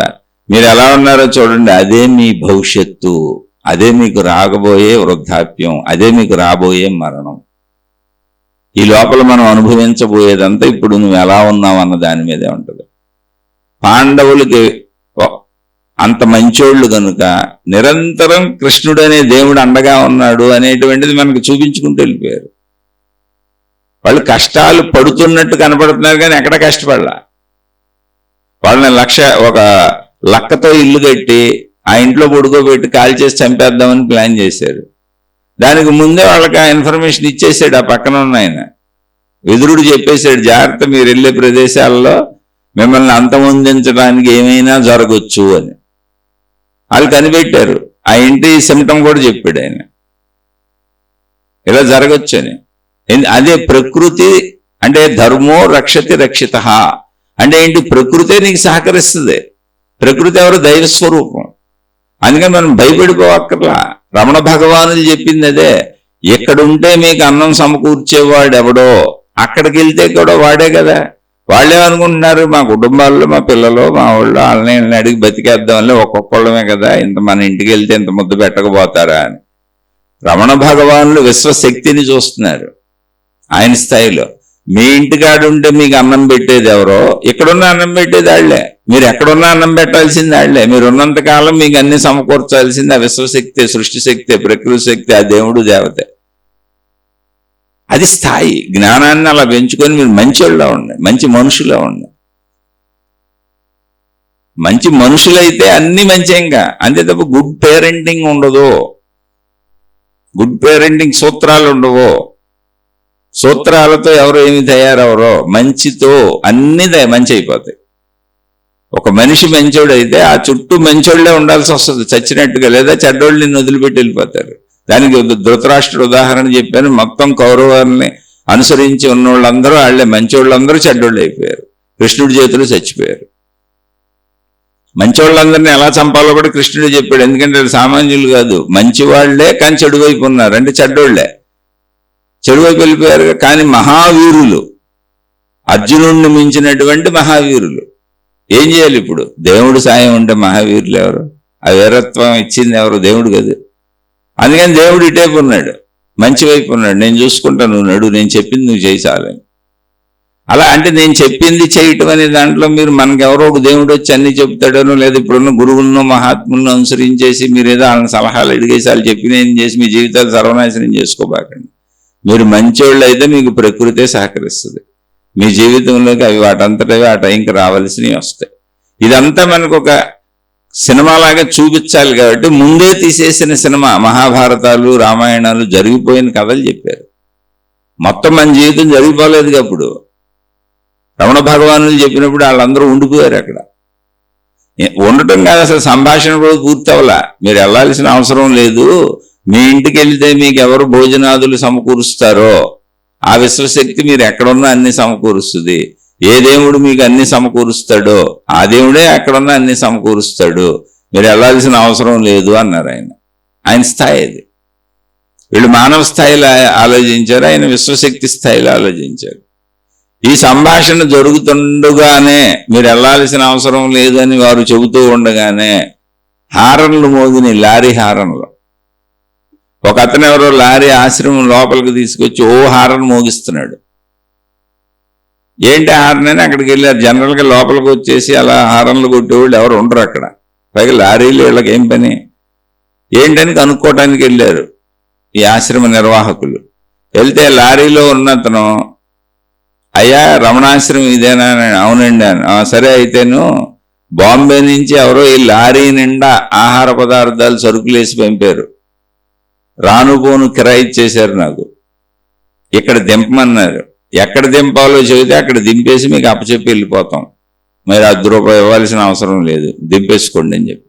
ఎవరు బాబు పంపిందంటే ఎవరో మనకు తెలియదని. ఇక్కడ దింపమన్నారు, దింపి వెళ్ళిపోతాం అంతే. మాకు వాళ్ళు అన్ని డబ్బులు కట్టేసి పంపేశారు. లారీడు సరుకులు వచ్చేసినాయి. అంటే ఏంటి? మళ్ళీ మనం ఏం చేస్తామో తెలిసి ఇప్పుడు రమణ మహర్షిని ఫాలో అయిపోదాం, ఈ కథ ఏదో బాగుంది, లారీలు సరుకులు వస్తాయి. ఇలా ఎవరి గురించి చెబితే వాళ్ళు ఆ దేవుడి దగ్గరికి వెళ్ళిపోదాం అనుకుంటాం, ఆ గురువు దగ్గరికి వెళ్ళిపోదాం. అందుకే ప్రచారాలు చేస్తారు వీళ్ళు. మా దేవుడి దగ్గర ఇన్ని మహిమలు జరిగినాయి, ఈ దేవుడి దగ్గర ఇన్ని మహిమలు జరిగినాయి. ప్రచారాలు ఎందుకు తెలిసే? మనం కూడా అలాంటి వాళ్ళమే. లారీలు సరుకులు వచ్చినట్టు మనకేం తెలుసు? లేకపోతే ఈ దేవుడిని ఎందుకు పూజిస్తాం, రమణ మహర్షిని పూజించుకునే వాళ్ళం కదా అని షిఫ్ట్ అయిపోతాం. మనకి ఈ కావాలి, మహిమలు మాయలు అద్భుతాలు. అది అసలు ఆయన చెప్పింది. లారీ సరుకులు వస్తాయని ఆయనకు కూడా తెలీదు. ఎక్కడున్నా నువ్వు బ్రతికి ఉన్నావు అంటే నిన్ను బ్రతికి ఉంచడానికి అవసరమైనటువంటి గాలి, నీరు అన్ని పంచభూతాలు సమకూరుస్తున్నాయి. నీకు అవసరమైన ఆహార పదార్థాలు కూడా ఆ శక్తే ఇస్తుంది, ఆ విశ్వశక్తే ఇస్తుంది. నువ్వు బతికుండాలని నిర్ణయించబడితే. లేదు నువ్వు సావాలని నిర్ణయించబడితే నువ్వు ఎన్ని పేర్చుకొని, ఎంతమంది డాక్టర్లను చుట్టూ పెట్టుకొని, ఎన్ని మిషనరీలు చుట్టూ పెట్టుకున్నా నువ్వు చచ్చిపోతావు. ఇదంతా ఒక నియంత్రణలో వెళుతున్నది. దాన్ని మనం నమ్ముదాం, దాన్ని అనుసరిద్దాం, దాన్ని అంగీకరిద్దాం, యథాతథంగా స్వీకరిద్దాం అని చెప్పారు రమణ భగవానుడు. మనం అది తీసుకోవాలి. లారీలతో వచ్చిన సరుకులు, మహిమలు, మాయలు, అద్భుతాలు ఇవ్వుచ్చుకుంటాం మనం. అందుకని మంచి మనుషులుగా మారండి. దేవుళ్ళను మార్చక్కర్లా, మతాలు మార్చక్కర్లా, గురువులను మార్చక్కర్లా, మనసు మార్చుకోండి.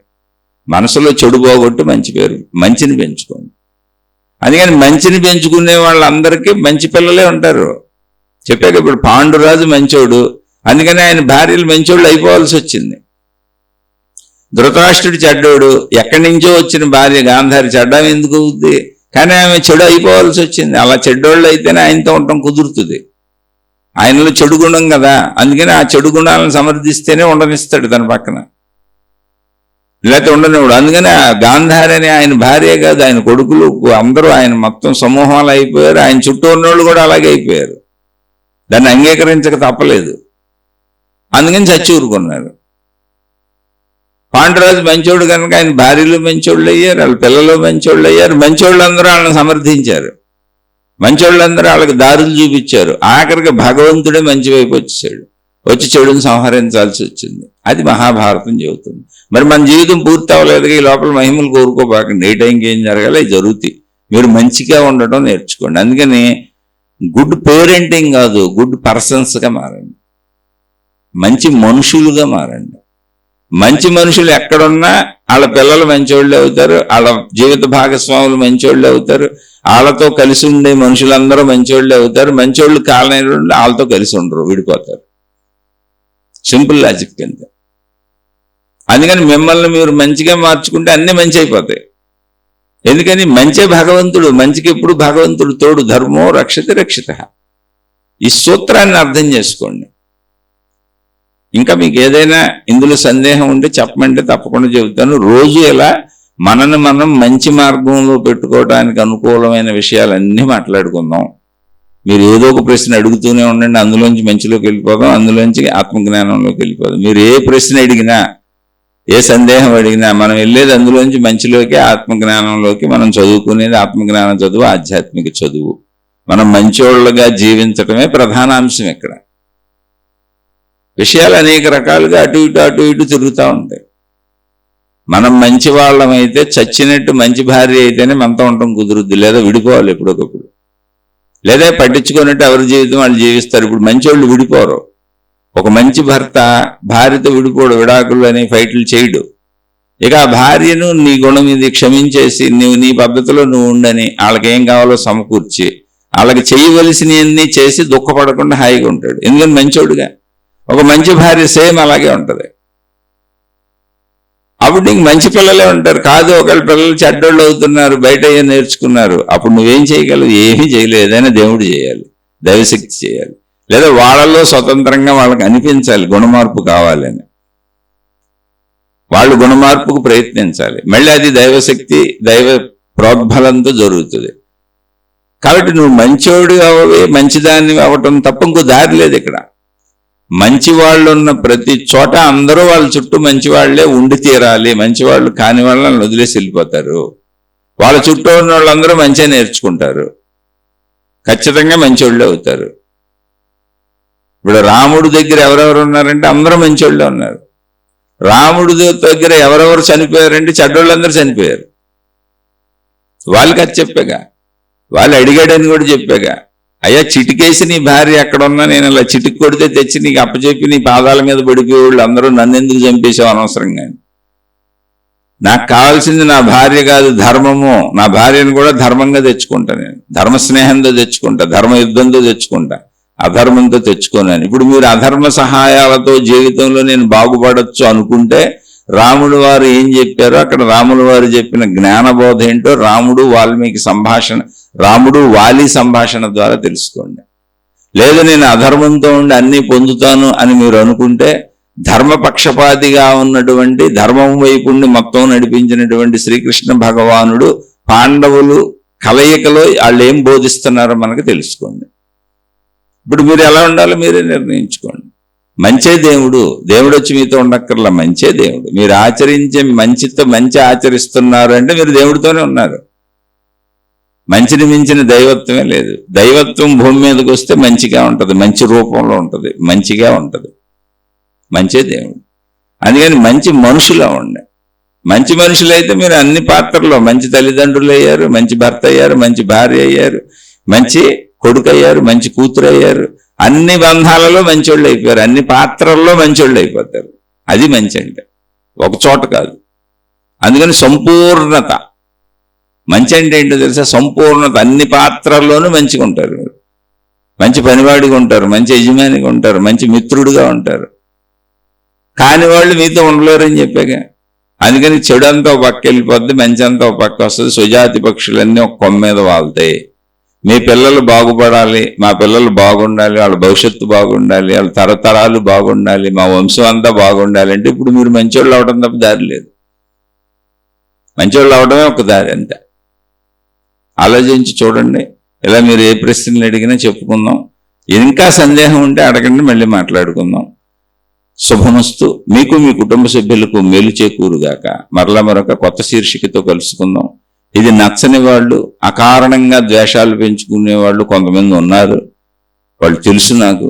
కొంతమంది కామెంట్లు కూడా పెడుతూ ఉంటారు. అందుకని వాళ్ళకి చెబుతున్నాను, అయ్యా నేను సామాన్యుణ్ణి, అమ్మా నేను సామాన్యుణ్ణి, పైగా మీ పాదాలకు కూడా నమస్కరిస్తున్నాను.